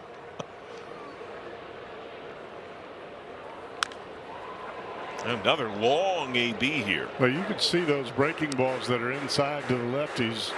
They obviously are seeing that pitch as a strike. They begin early trying to get to it, and then the ball begins to dive down towards the dirt. 10th pitch of the plate appearance. Up the middle, base hit. That's the second AB tonight that Bazzana has seen double-digit pitches.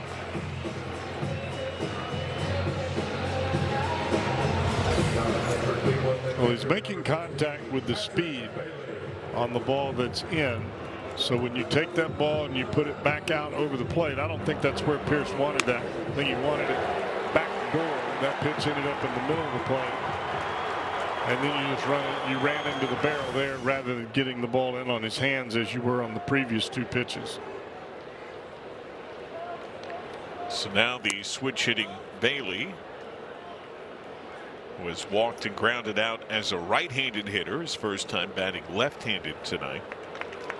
2 out, catcher at the plate, runner at first, and he's trying to bunt. That should tell you where Bailey is as far as his confidence at the plate. 1-1.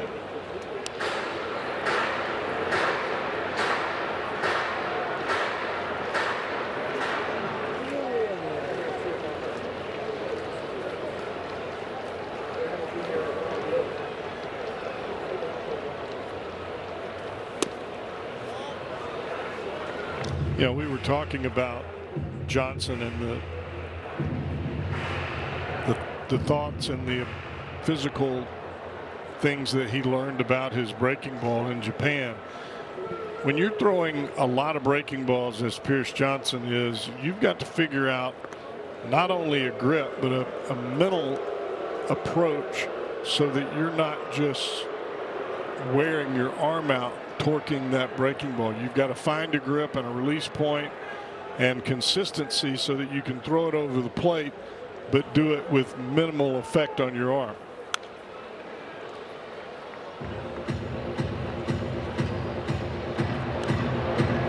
And I think sometimes Japan is the place to do that. Some guys learn it in the fall league if you're young, or they'll learn it in winter ball. But the competition is great in Japan, and if you can figure out a way mentally to not worry so much about every pitch that you make, it's tough to do it here. You know, there's a lot of guys that run into the same problems that Pierce had early in his career, but he was able to kind of change that mental mindset when he got to Japan, figure out, okay, this is the breaking ball that I want to throw, and this is how I want to pitch. The fastball finishes Patrick Bailey. And he began with a Hoskins homer. Abbott in line for the win as we are through 6. Cincinnati Reds baseball is presented by your Greater Cincinnati and Northern Kentucky Jeep dealers. By UC Health. Expect more at uchealth.com. And by Bet365, where winning is everything. 3-1 Reds, bottom third, 2 up, visiting 7th. Matt McLean, a ribby walk, has grounded out to short. Strike 1. Tanner Bybee just south of 90 pitches. Reds had lefty Sam Maul warming during last half inning, but it looks like they now have a right-hander up.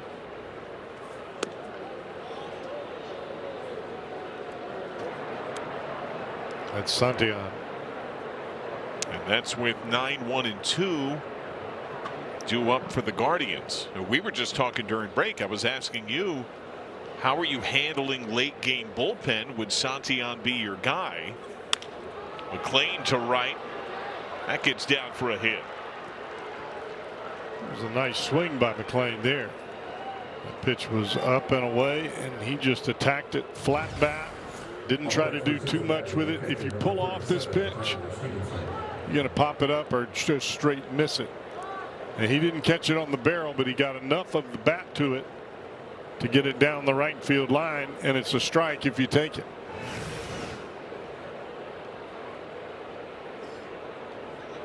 Tyler Stevenson, sac fly. He's also popped out to first.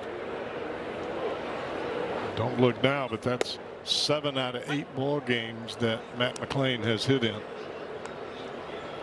Been on base twice here tonight.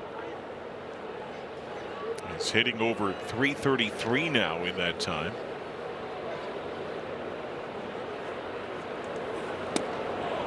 Looks like the Guardians are getting a right-hander up. This next pitch will be the 90th for Bybee. Matt Festa gets ready. Now Santillan getting this warm up right now. It looks like he'll be on. What have you seen in Santillan as the Reds try to hold on to what's currently a 2-run lead? I think it's fastball location. I think he's just leaving too many pitches in the middle of the plate. Stevenson to center field.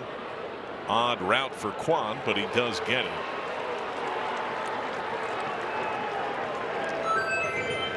Brief word now from United Dairy Farmers. UDF's got ice cream quakes. The ice cream, real. The mix-ins, big. The choice, yours. Ice cream quakes from United Dairy Farmers. I think for Santillan, you never doubt his intestinal fortitude, the aggressiveness. He's not afraid of any hitter that comes up there. But there comes a point in time when runner goes, swing and a miss, throw down tails, barely saved by the stretching Bazana, and a steal of second by Matt McLean. When hitters have seen you more and more at this level, the same hitters, they become accustomed to your tendencies. So location becomes even that much more important in how you pitch certain hitters. And when you leave the ball on the plate in a fastball count, those are the balls that hurt you. And that's what's happened with Santillan here in kind of this rough little patch. He started out the season tremendously well. Hayes, some carry to right center. Kwan gets to it on a sprint.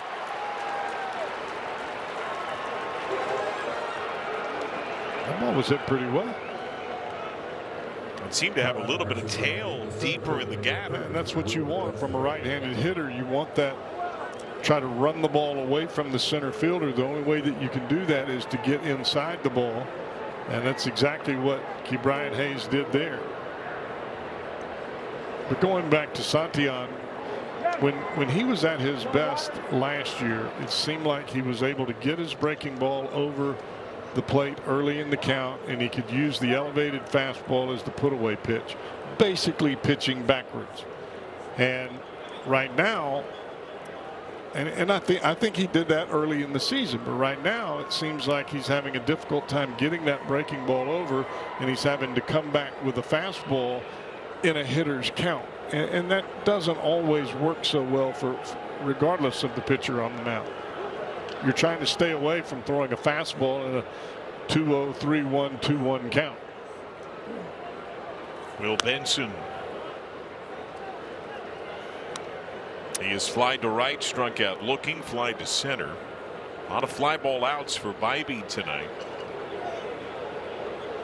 Well, this is the fourth time that Benson has faced Bybee. He's got a little bit of history with him.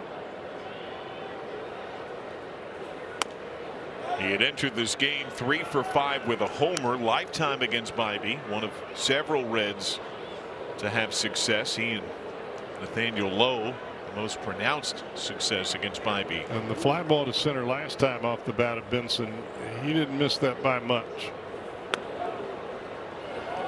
You thought that was more end of the bat? Yeah, I thought he was on time. It just seemed like he caught it off the end of the bat. Looked like he pulled off of it at the last second. Probably because he saw it so well. He's seeing the ball well here in this at bat because he's taken 3 changeups. DeLauder plays deep corner in right. There's a 4-pitch walk. So filling in as the leadoff man, the first reach for Benson tonight. Well, that's got to be it, huh? It is. It appears so. De La Cruz doubled off Bybee last time. It looks like Festa will get the call. 2 on, 2 out. Reds up 2 runs.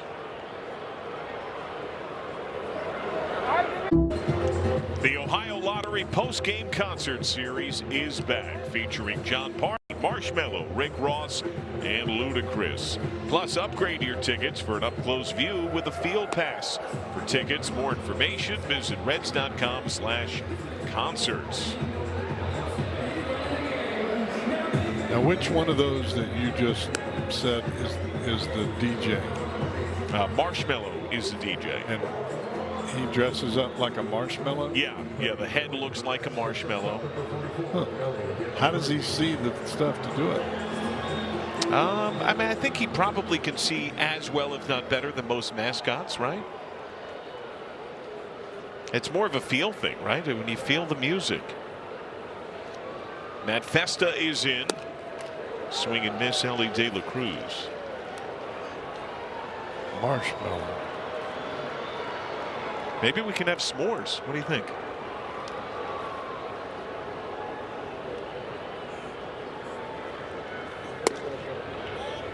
Back-to-back pitches in on De La Cruz. Festa does not walk many hitters. He's only walked 5 batters. He throws the ball over the plate, which could be a good omen for the Reds with Ellie De La Cruz at the dish. Oh, that hit him. Back foot.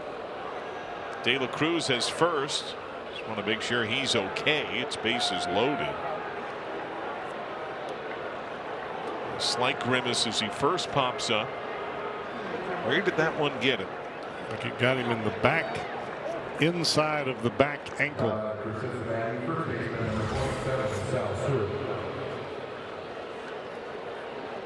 No, on the toe. That's worse.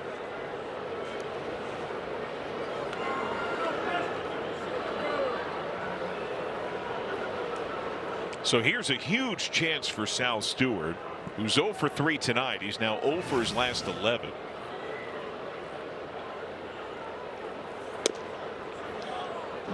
You mentioned the parallels between these teams, and there are many, including overall, built on strong pitching, slight scoring.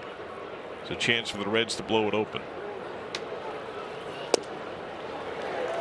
The take that you saw from Stewart in the swing there, his body, his backside is going towards the third base dugout.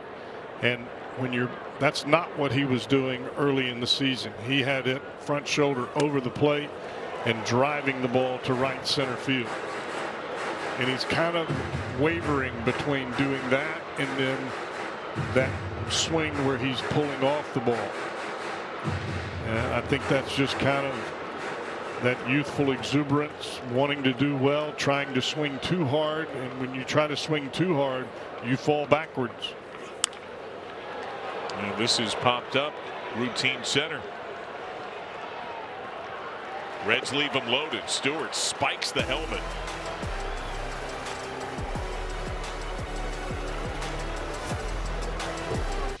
This copyrighted telecast is presented by authority of the Cincinnati Reds and may not be reproduced or retransmitted in any form. And the accounts and descriptions of this game may not be disseminated without the express written consent of the Cincinnati Reds. Our Toyota, excuse me, not getting emotional. Toyota game summary. Andrew Abbott went 5+, just 1 run. Tanner Bybee on the hook, gave up 3, did pitch deep into the 7th. J.J. Bleday, another 2-hit day, a double and a run scored. But here we are now, bottom 7. It's 9-1-2 due up for Cleveland. And a big inning for Tony Santillan, who has had a rough month of May. Yeah, he's had a great start to the season and ran into a little bit of trouble.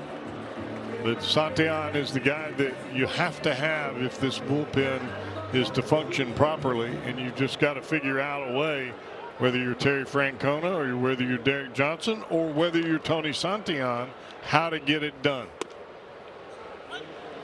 Get strike 1 and Brian Rocchio, who has bounced to the pitcher, fly to right.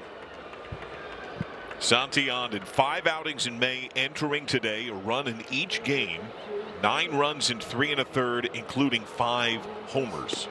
And that's probably what's most alarming, because he's not just been hit and allowed runs. The contact has been killed. 7 homers last year in 73 2/3 innings. 5 homers in 3 1/3 this month. Well, there are a lot of pitchers are this way, John, where we're seeing Santillan in this element. When it gets to a pitch where you know you have to throw a strike, the hitter knows it, you know it, and your adrenaline kicks up and you're coming with that high velocity fastball, that's what every hitter is looking for. And a lot of times when you overthrow that pitch, it becomes elevated and it gets in the middle of the strike zone. And that's the balls, those are the balls that have been getting hit. 2-2. Swing and a miss. It seemed early in the year a noticeable dip in velocity. which is to be somewhat expected. He pitched so much last year. It is just kind of goes with the territory. We saw a little bit of that with Emilio Pagan. I mean, both of those guys, it seemed like they pitched every day or every other day. And they also both had a slow ramp up. That was intentional because of how much each man had pitched last year. Stephen Kwan is 0 for 3. But on that first 10 outings of the season for Santillan, while the velo was down, the breaking ball was pretty good. And so he was not allowing many runs. Now it seems in more recent outings, velo's gone up a bit, but the breaking ball has been flatter and hammered more regularly. And it's kind of in between, right? You're trying to find ways to do both. Can you just pitch through that? Yes, and we all do it. It's just part of that process where you have to micromanage your pitches a little better than what you've done. And you can see here tonight, it's not a challenge in the middle of the strike zone. It's a challenge on the outside corner. And when you can do that, all of a sudden that rhythm of pitching begins to come back to you, and that confidence begins to swell again. 2-2.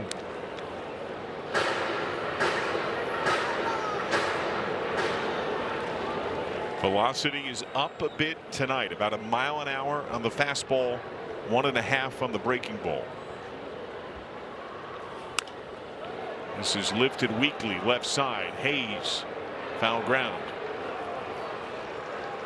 Every reliever and pitcher for that matter has to have that trigger where you feel like, I don't care what your name is on the back of the jersey, I'm better than you, I'm going to get you out.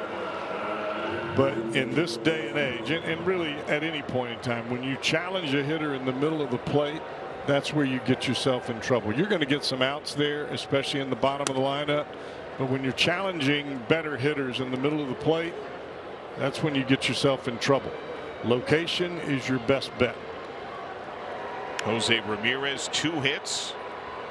Lifetime, he's 2 for 4 against Santillan, both extra base hits, including a homer.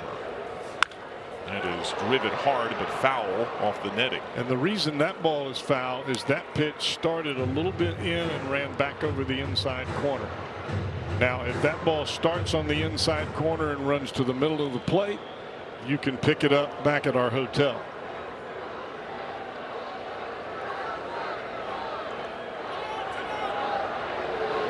Conversation here.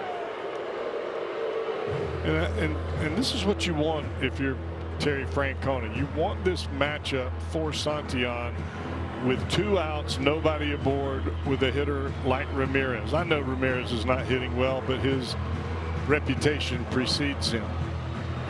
Santillan gets him out. It's a huge confidence boost as you move forward.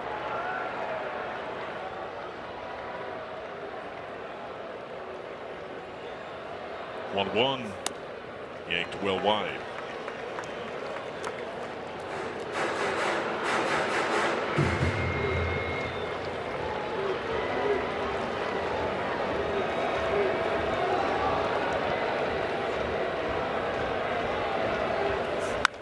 Line beyond Stewart, just fair base hit.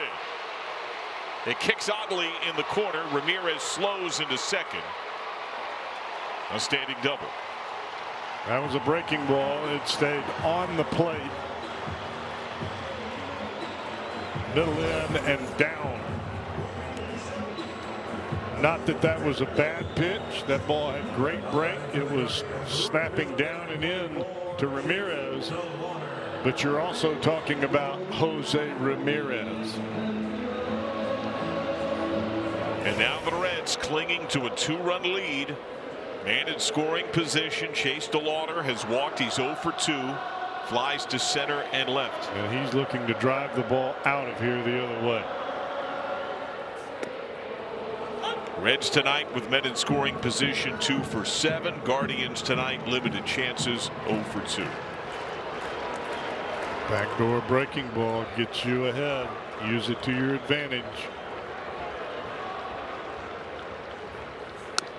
Double barrel action in the Cleveland pen. They have both Peyton Paulette and Tim Herron up. Reds have a lefty up again. They had Maul warming earlier.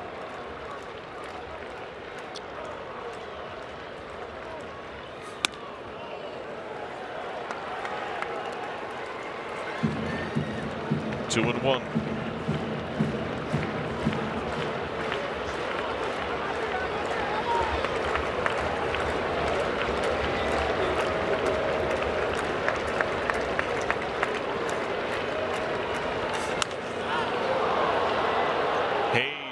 And Bleday over in foul ground. Neither gets to it. Falls in the back of the rolled up tarp.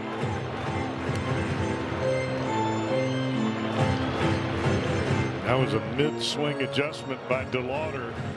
That pitch started out over the plate. He looked like he was aggressive to it, trying to drive it the other way. And then the ball breaks down and in, and he had to quickly change his bat path.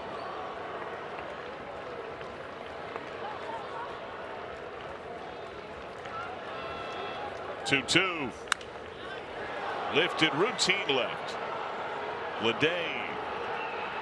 Nice job. Tony Santillan's best inning of the month. He works around the 2-out hit, preserves a 2-run lead. That sword. Back to Papa John's. I'm hand stuffing this mozzarella to make our epic stuffed crust pizza. Epic. Hey, we're making you an epic stuffed crust pizza for $13.99.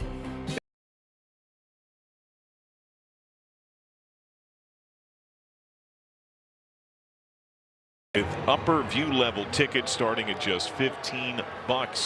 Reds and Cardinals set thanks to Cons. Redeem now. Reds.com/flash sale. Hurry, this offer ends on Monday. New man out of the pen. It is Peyton Paulette. High three-quarter delivery. Does not throw strikes consistently. J.J. Bleday, another 2-hit night. He's doubled and scored.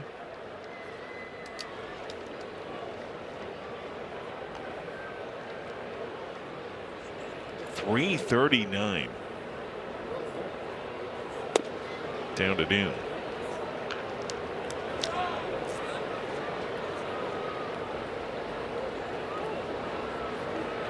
That's what happens when you go 2 for 3 every night.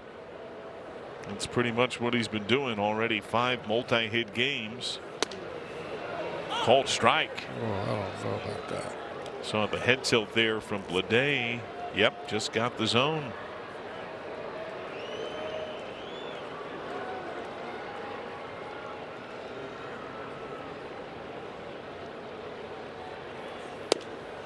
Strike 3 called. Helmet tap. ABS. Cincinnati is challenging the strike call. Does Bleday stay alive here? Yes. Cincinnati has 2 challenges remaining. Half-inch out of the zone. New life for Bleday.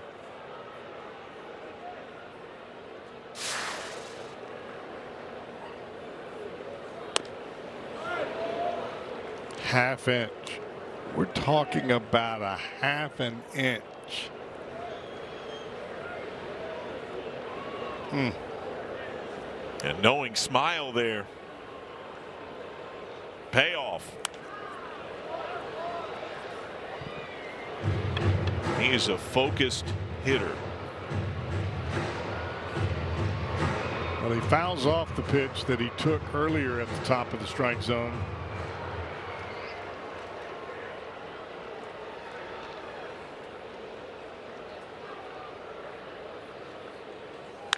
That is lined over first. Fair ball, base hit. DeLauder gathers. Bleday to second. Another hit. A standing double. 3-hit night for the locked-in J.J. Bleday. Tries to throw him a breaking ball for a strike, and that's a mistake. If you're throwing a strike on the inside part of the plate, Bleday knows he can hit that. And he knows how to hit it by pulling those hands in and getting the barrel there. And he is quick and he is thorough. Rhys Hoskins cheats in at first. Spencer Steer takes the strike. Just here, Julianne Moore and Big Lebowski and Thura. Bleday off second. Reds trying to add on. Steer has a base hit, a pop out. He's bounced into a double play.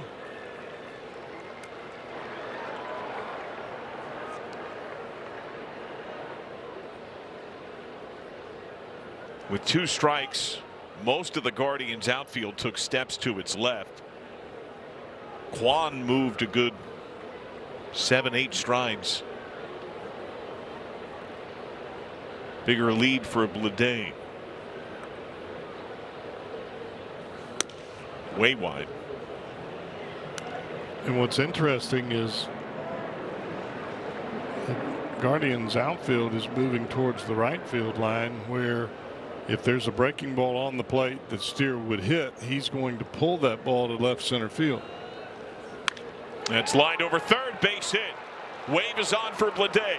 Gathered by Martinez. He concedes the score. Bleday crosses standing. A second hit for Steer, and he drives in an insurance run. It is 4-1 Reds. And that was indeed a breaking ball, except this one didn't break over the plate where he could pull it to left center field. It broke on the inside corner where he spins on it and jerks it down the left field line.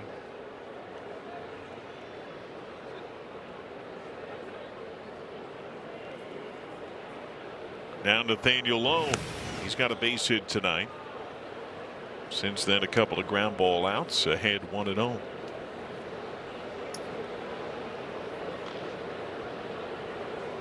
Well, if you're Terry Francona, you're trying to bunch your best hitters together so that they can figure out a way to put some runs on the board with their collective hits. It's really difficult in this league, not only to get 2 hits in a row, but 3 hits in a row seemingly is almost impossible this day and age. Now, the Reds did do it to begin the second, and it was hits by Bleday and Steer. But to your point, first 4 Reds reached, they got 2 runs. It was 3 straight hits. The walk by McLean drove in the first run. Sac fly got the second.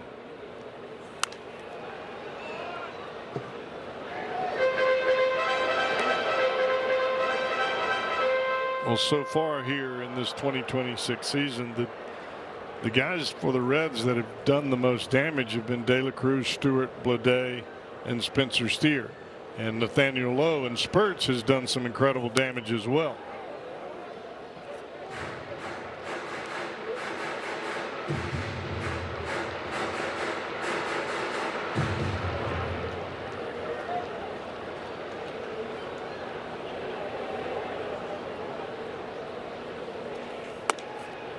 Inside.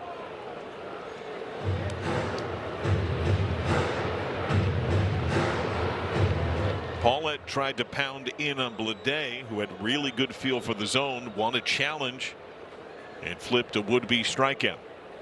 Payoff to Lowe is called a strike. Lowe hits the helmet. This is very similar with what happened to Bleday. Cincinnati is challenging the strike call. Lowe takes off his gear. That is a strike. Most Cincinnati of the ball in has the 1 zone. challenge remaining.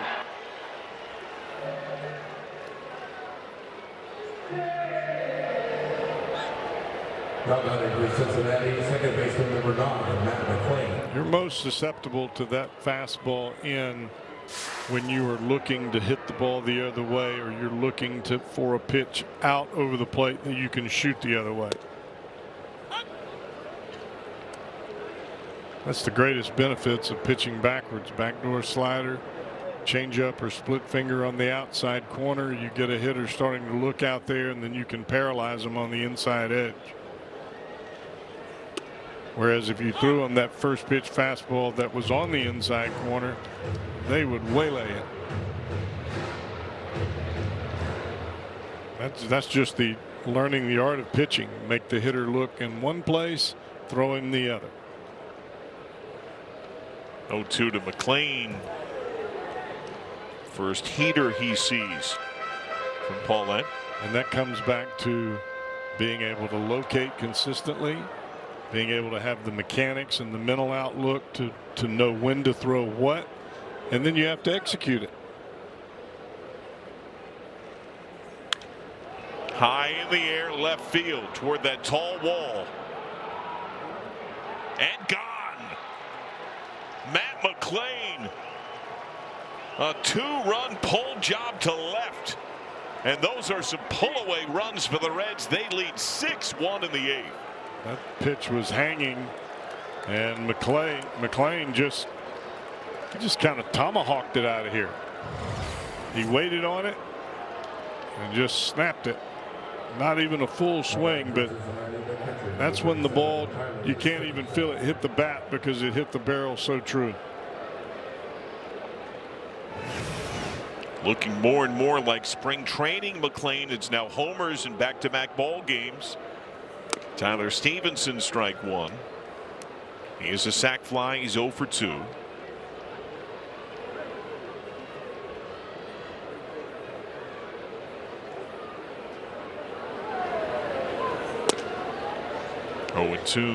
McLean now in his last 9 games, including tonight, 367, 10 ribbies, and just under half his hits have gone for extra bases.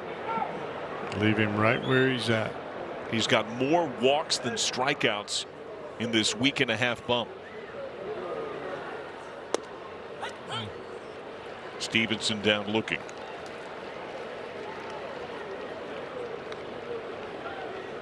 The Reds have had Graham Ashcraft warming for some time.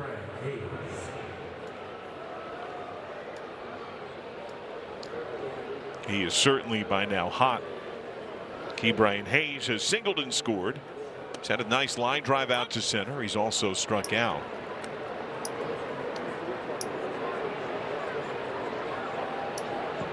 It is rivalry weekend. In Houston, the Astros lead the Rangers 1-0. Spencer Arrighetti's got a no-hitter going in the 6th. So who are the Brewers playing for their rivalry? They play Minnesota, and the Brewers lead 3-2 in the 8th. What about Arizona? They have Colorado. That makes sense, right? Yeah. To me, the most natural ones, though, are Reds, Guardians, Yankees, Mets, Chicago's, White Sox, Cubs playing each other. Had Astros, Rangers, Royals, Cardinals. Bounce to second. I think one of the odder ones is probably San Diego, Seattle, but there's a little Eddie Vedder involved there. Now Matt McLean, 2-run shot, the Mac attack, part of what could be a pull-away inning. The Reds with Pat.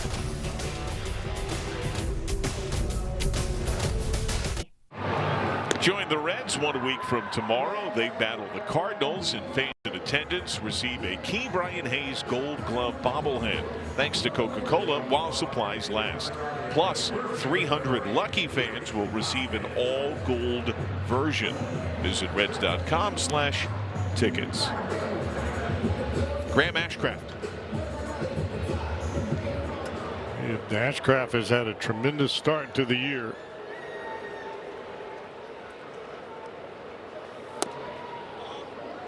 You had to wonder when he came out in game 1 of the series.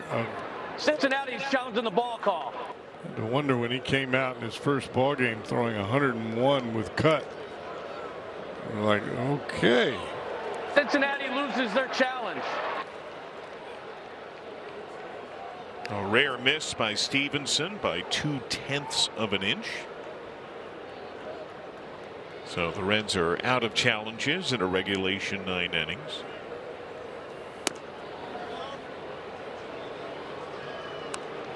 So for a long time, Ashcraft was so devastating to lefties, but very prone to righties. This year, lefties are not killing him, but he has been way better against right-handed hitters. Why? I think part of it is because he's using his cutter up under the hands of a right-handed hitter, and that has a tendency to open up the outside corner for him. The one thing that he has done is what he just did, and that is walking the leadoff batter of an outing. And he's got to figure, if he's going to be a guy that you're going to count on in the 9th inning, he's got to figure out a way to come into the ball game with hyper concentration and get that first hitter. But to some extent, the wildness, the irregularity, and he does walk a decent number of men, is kind of burnt into what also makes him special and tough to hit. Right, but you also can't, if you're going to pitch at the end of the ball, if you're going to pitch in the 6th and the 7th inning, you can get away with doing that. If you're going to pitch in the 9th, you have to make the first hitter swing and beat you. Misses to Manzardo, who pinch hit and grounded out in the 6th. What happens a lot of times is it seems like Graham is trying to let the game dictate how he pitches rather than him dictating the game. And the great closers, the guys that are the stoppers, they come out there and everybody's like, whoa, because you are burning up the strike zone. And what happens at that point is hitters become aggressive because they don't want to get down 0-1, 0-2 with that kind of stuff coming to the plate. And now it's 3-0. Entering tonight among men with 20 innings, Ashcraft top 10 in walk rate. Number 1 in the league is the Reds' Connor Phillips. 3-0, taking all the way. It's another 4-pitch walk, so Ashcraft has not yet thrown a strike. Back-to-back free passes, and here comes Derek Johnson. And this visit from Derek Johnson will have nothing to do with mechanics, pitch selection, none of those things. What it is for Derek and for Graham Ashcraft is a mental reset. Take a little air out of the inning because the pressure was starting to build. You come out, you try to settle it down a little bit of positive momentum, positive reinforcement, excuse me, and then you go back at it and try to restart the engine. Now it'll be the switch hitting Angel Martinez, who has singled, been robbed on a ground ball by Ellie De La Cruz and struck out. Now remember, not only does Ashcraft have walk issues on his year, for a Guardian club that's quite wanting offensively, one of the few things they do very well offensively is work walks. Except the guy at the plate. He likes to swing.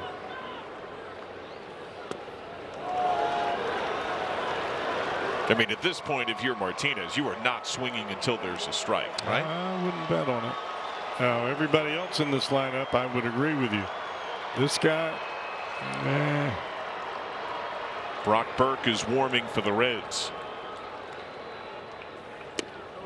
2-0, back footer, nearly got it.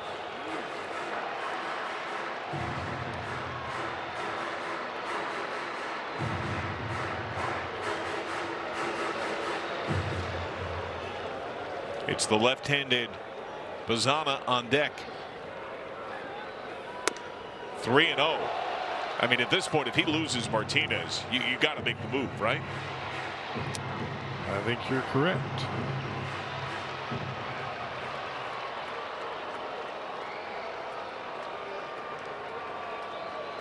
.30, way high, bases loaded, 12 pitches all out of the zone.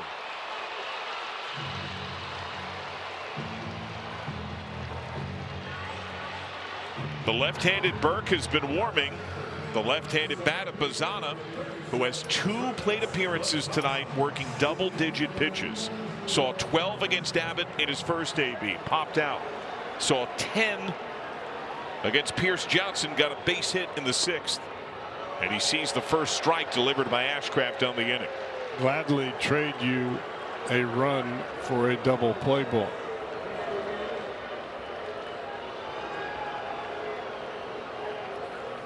Swing and a miss.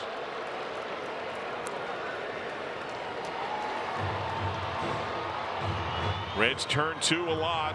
There's also a lot of foul ground behind the circle here in Cleveland. That is lifted right field, base hit. Hard charge by Steer, station to station for the Guardians. They get a run back, bases reloaded, 6-2. That's the problem when you don't have command. You may get to 0-2, but this pitch just stays up and in the middle of the plate. It was a hanging breaking ball. And Graham Ashcraft will face 4 batters, and he is done. Patrick Bailey due up. The skipper, Terry Francona, out. And that's going to be all for Ashcraft. The lead at 4. Brock Burke gets the call.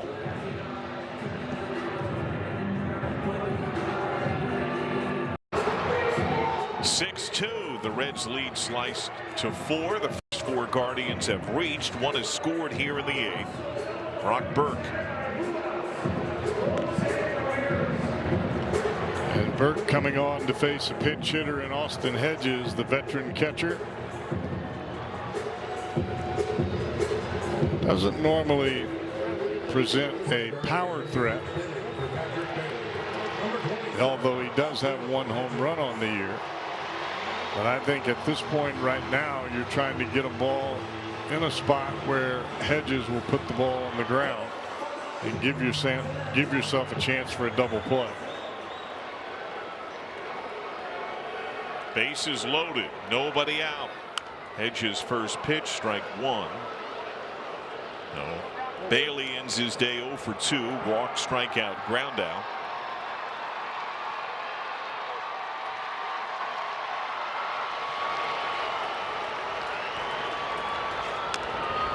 Oh, 2. Hedges normally pretty much pull. He has struggled to hit on his career. He's having a strong contact season. Far better against lefties. And Brock strikes him out on 3 pitches. A big K for Burke. Just great execution. You get ahead in the count with the sliders coming towards Hedges, and then you finish him with a changeup that starts where those sliders began, and instead of coming to the hitter, the ball fades away. So now Rocchio, who's 0 for 3, ground out, fly out, strikeout.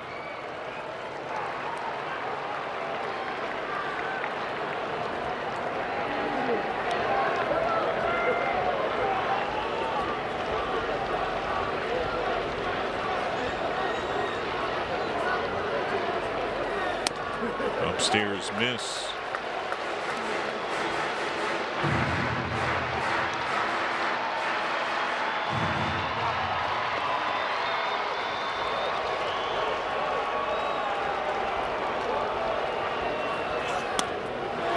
Another elevated pitch. Remember last road trip, Burke was on late in Chicago 9 days ago. He issued a walk, bases loaded, in a walk-off loss. Bases loaded walks have marred the Reds season. There's another. And also remember, the Reds are out of challenges. It is now 6-3. The tying runs are on. The go-ahead run will bat. And it's leadoff man Stephen Kwan, who is 0 for 4, 3 outs in the air on the infield. He's also bounced to short.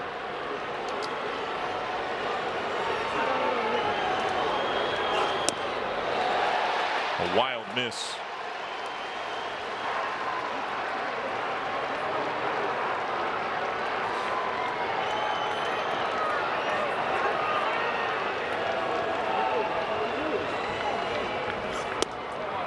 Strike.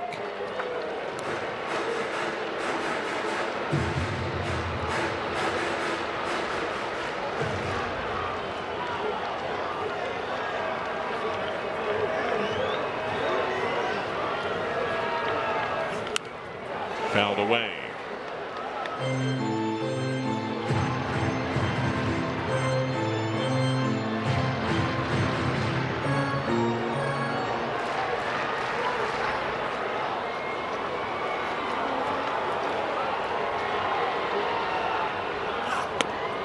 Two and two.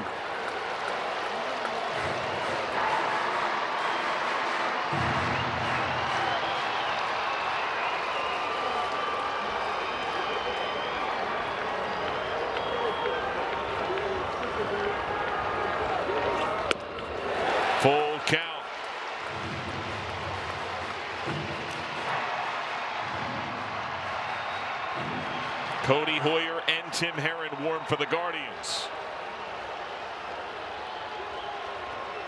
An inning marred by walks. 3-2.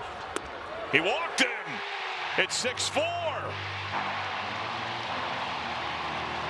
This bullpen is melting.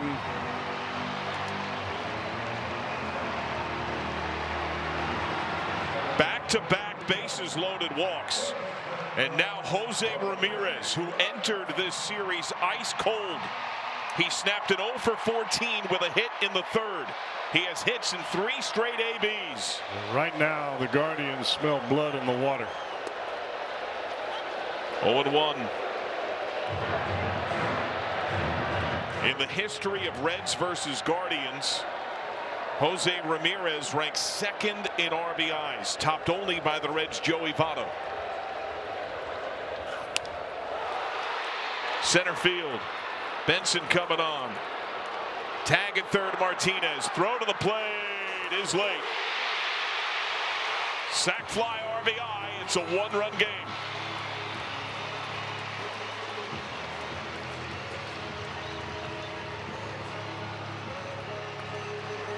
I thought Benson made a really nice throw, but Bazana has got some terrific speed.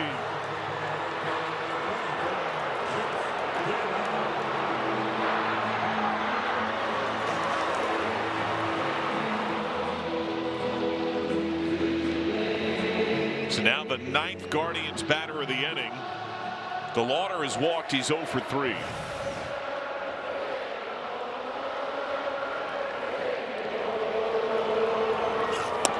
Upstairs miss.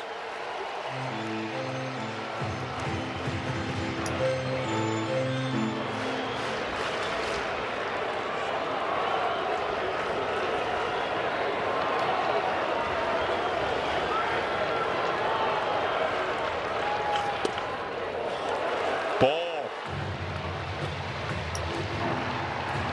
2-0. That looked like it clipped the zone. Reds have no challenges.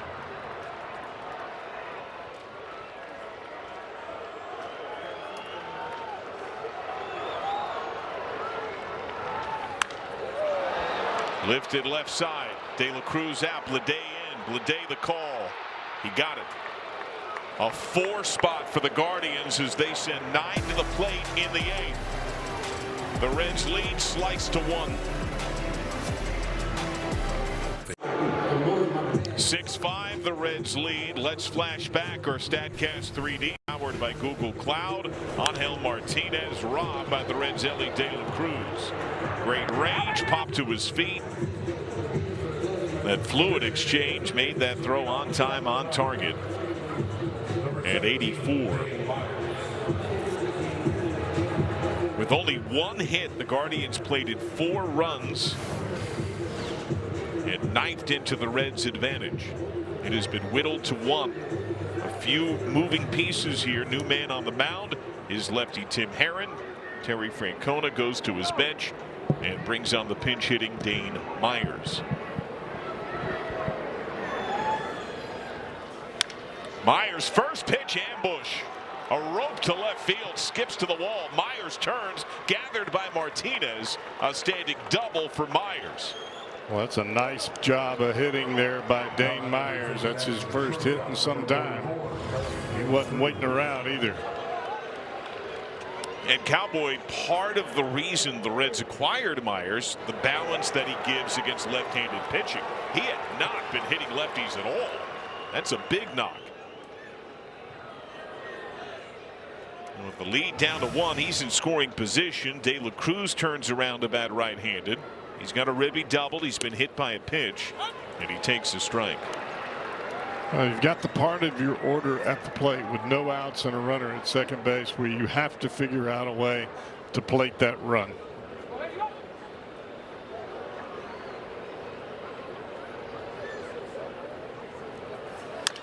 Chopped, runner breaks, bounce to short. Rocchio. De La Cruz does the job. He gets Myers over to third.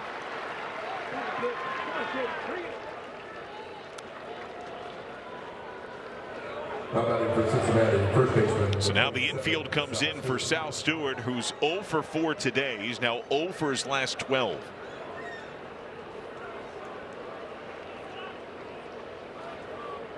Big chance for the rookie to try to add on a run for the Reds.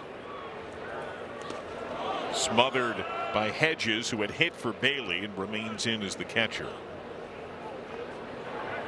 Brief word now from Jake Sweeney Chevy. Jake Sweeney Chevrolet. Together, let's drive.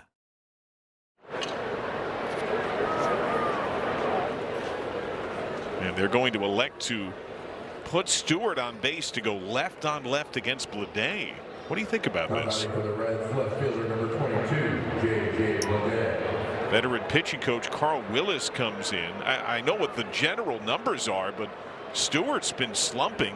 Bleday looks really good still, even in left on left. He hangs in there enough. Yeah, and I think that the numbers for Herron would indicate that he can get this out here. But you're talking about one of the Reds that's as hot as anybody that you could offer in this situation, regardless of which way the pitcher throws, righty or lefty. Now they do this with Herron a pretty good amount. It's the 3rd time this year already he's issued an intentional walk. It's a pretty high number considering how successful he is. They really believe in him left on left. I think Stephen Vogt's rolling the dice, hoping that he can get a double play here. Strike one. This is the first time that Bleday and Herron have matched up here in the big leagues.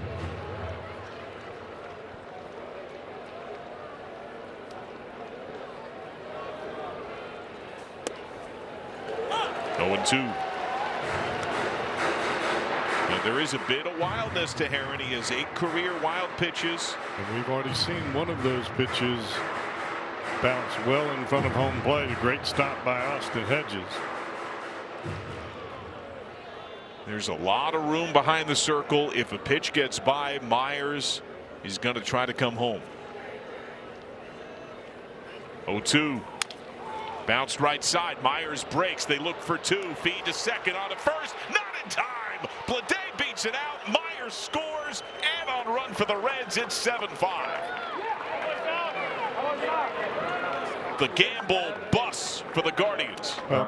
Bleday able to get that breaking ball towards the first base bag where Bazana had to travel a little bit, and the longer that he ran, it gave Bleday a much better opportunity to beat it out. Now first pitch to Steer. Sky to deep center. A spun around Kwan going deep on the back pedal. He's got it. Good ride for Steer. Big run for the Reds. The Myers double set the stage. TJ Antone will be on to try to close it out.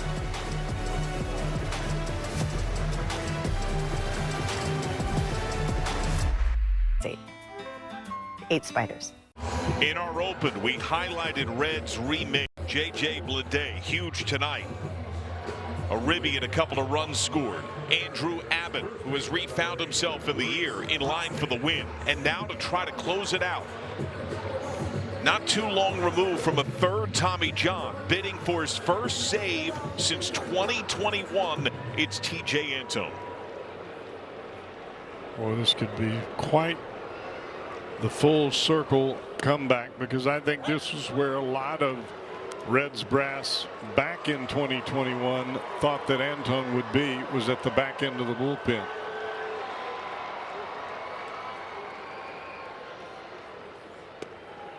Misfire low.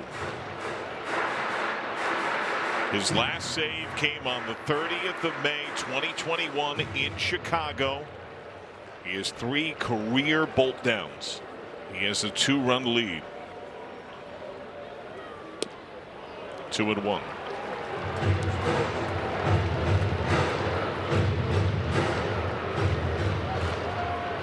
His 5th outing of this year.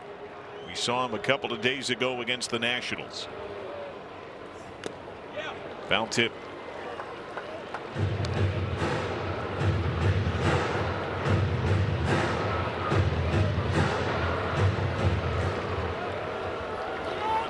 Time for the batter Hoskins, who has homered. He has walked twice, scored twice.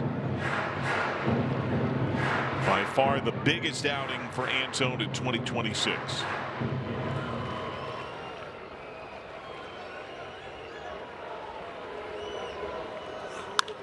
Gets it popped up. McLean the call. 1 out. I would say this is the biggest outing for Antone in probably, what, 4 years?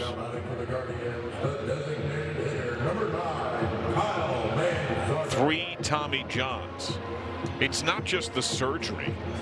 It's the nearly 2 years it takes to become what you once were again on a game mound. He's done that 3 times. And it's not just the physical part of the rehab. It's the mental part of not playing the game. Cleveland is challenging the strike call. Guardians have 1 to lose. Cleveland has 1 challenge remaining. 1-0.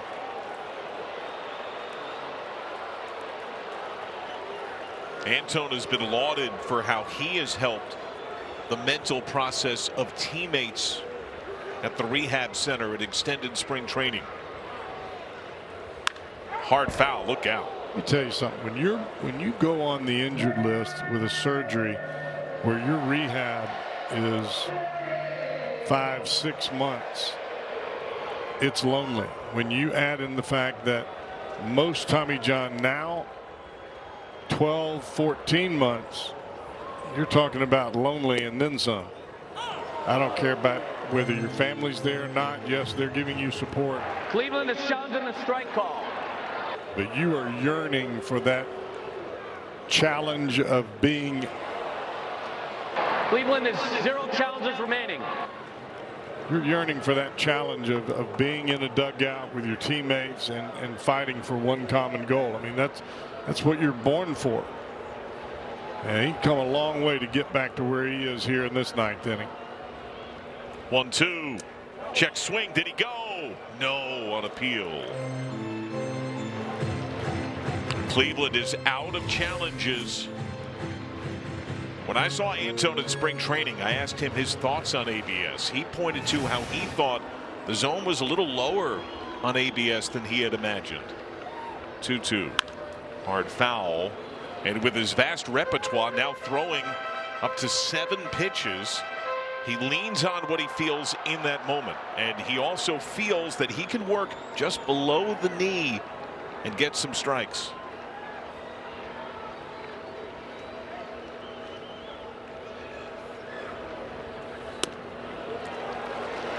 Full count. And I would imagine for Antone, the entire time that he is going through all of the rehabs that he's been through, this is the spot that he envisioned himself in, and it gave him fuel to get here. Shot to center. Myers going deep. Misses the ball, crashes into the wall. Manzardo through second. Steer fires in. Myers still on his backside. Slide into third. Is Myers okay? Athletic trainer Tomas Vera heading out. He hit that wall head first. That was a full out effort by Dane Myers.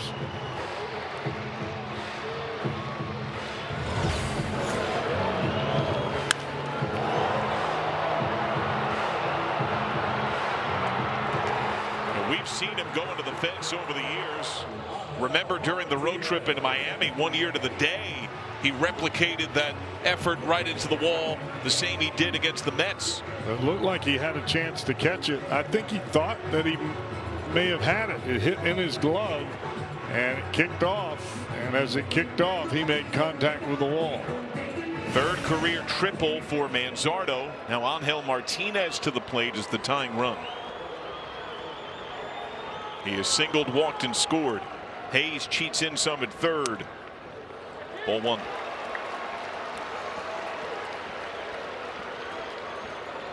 The Reds closer is injured. Emilio Pagan will be on the IL for weeks to come. Tony Santillan already pitched tonight. They look to the veteran Antone as the man nicknamed as Captain Hook has received a field promotion to closer.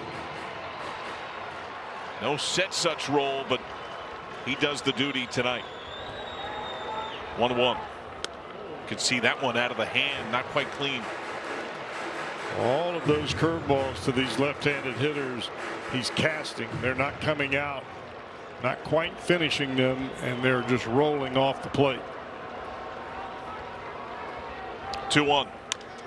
Bounce to first. Runner breaks. They'll take the out. Stewart stops the bag. Manzardo scores. It's 7-6, but 2 down in the ninth.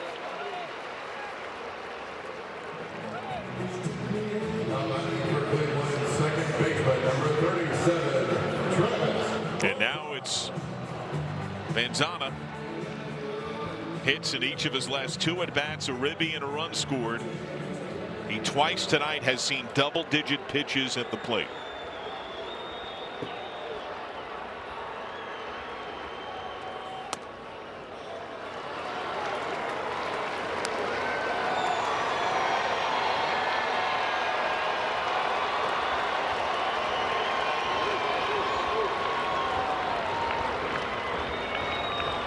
.1-0. Big swing on that sweeper.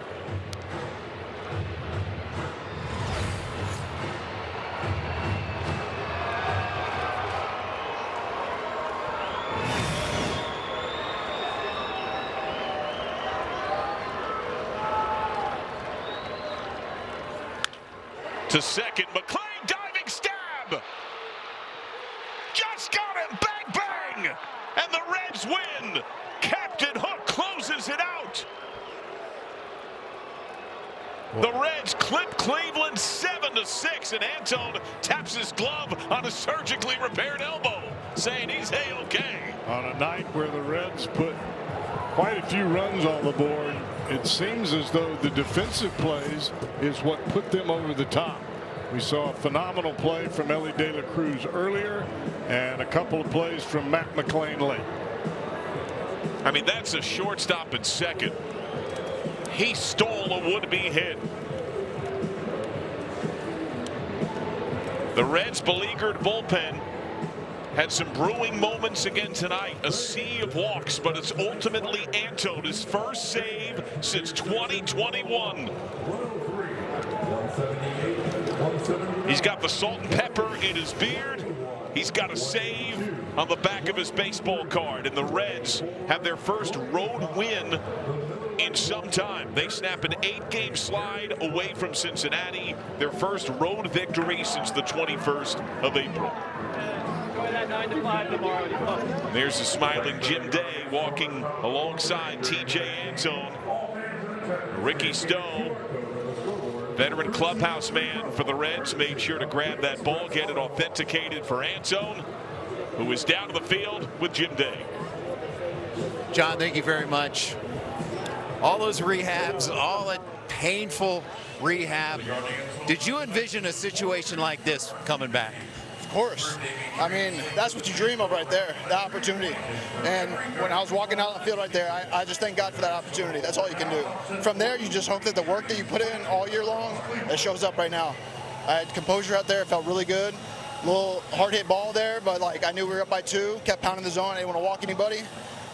Matt made an amazing play. I mean, my goodness, amazing play. I said he's that dude. That's that dude right there. That's that spring training dude we saw, man. Incredible. How's the experience been? This is a team win tonight. Coming off the field and getting greeted like that, what's that mean to you? Yeah, I think it's important that all the bullpen guys pick each other up. You know, it's like we're not going to be perfect every single night, but we go out there and we pick each other up. That's what we want. We want the ball, and we want to be out there. Every single one of us wants to be out there. A couple walks there in the middle, got the game tight. It's okay. Next guy up. Next guy up. That's what we do. And man, I was just really proud of the team right there. We talked about you reinventing yourself, even your pitch repertoire. What got you through this tonight? The sweeper, man, it saved my butt. Threw a couple good ones, like get ahead of guys. Man, it was important. It was very important right there to be in the zone and force them to try to win the game instead of giving the win to them. You don't want to get free bases right there at the end of the game. Man, no walks is super important. So the sweeper saved my butt right there. How about the save? What's that mean to you? First one in years. Yeah, first one in since 2021. Yeah. So, man, it's not about the personal accolades, man. Team win right there. We got the road trip started on a great start. Hope we take that momentum and we just go whoop butt for the rest of this road trip. You're firing me up. Congratulations. TJ Antone, 1 of 1. Stay with us. Reds post-game show is straight ahead.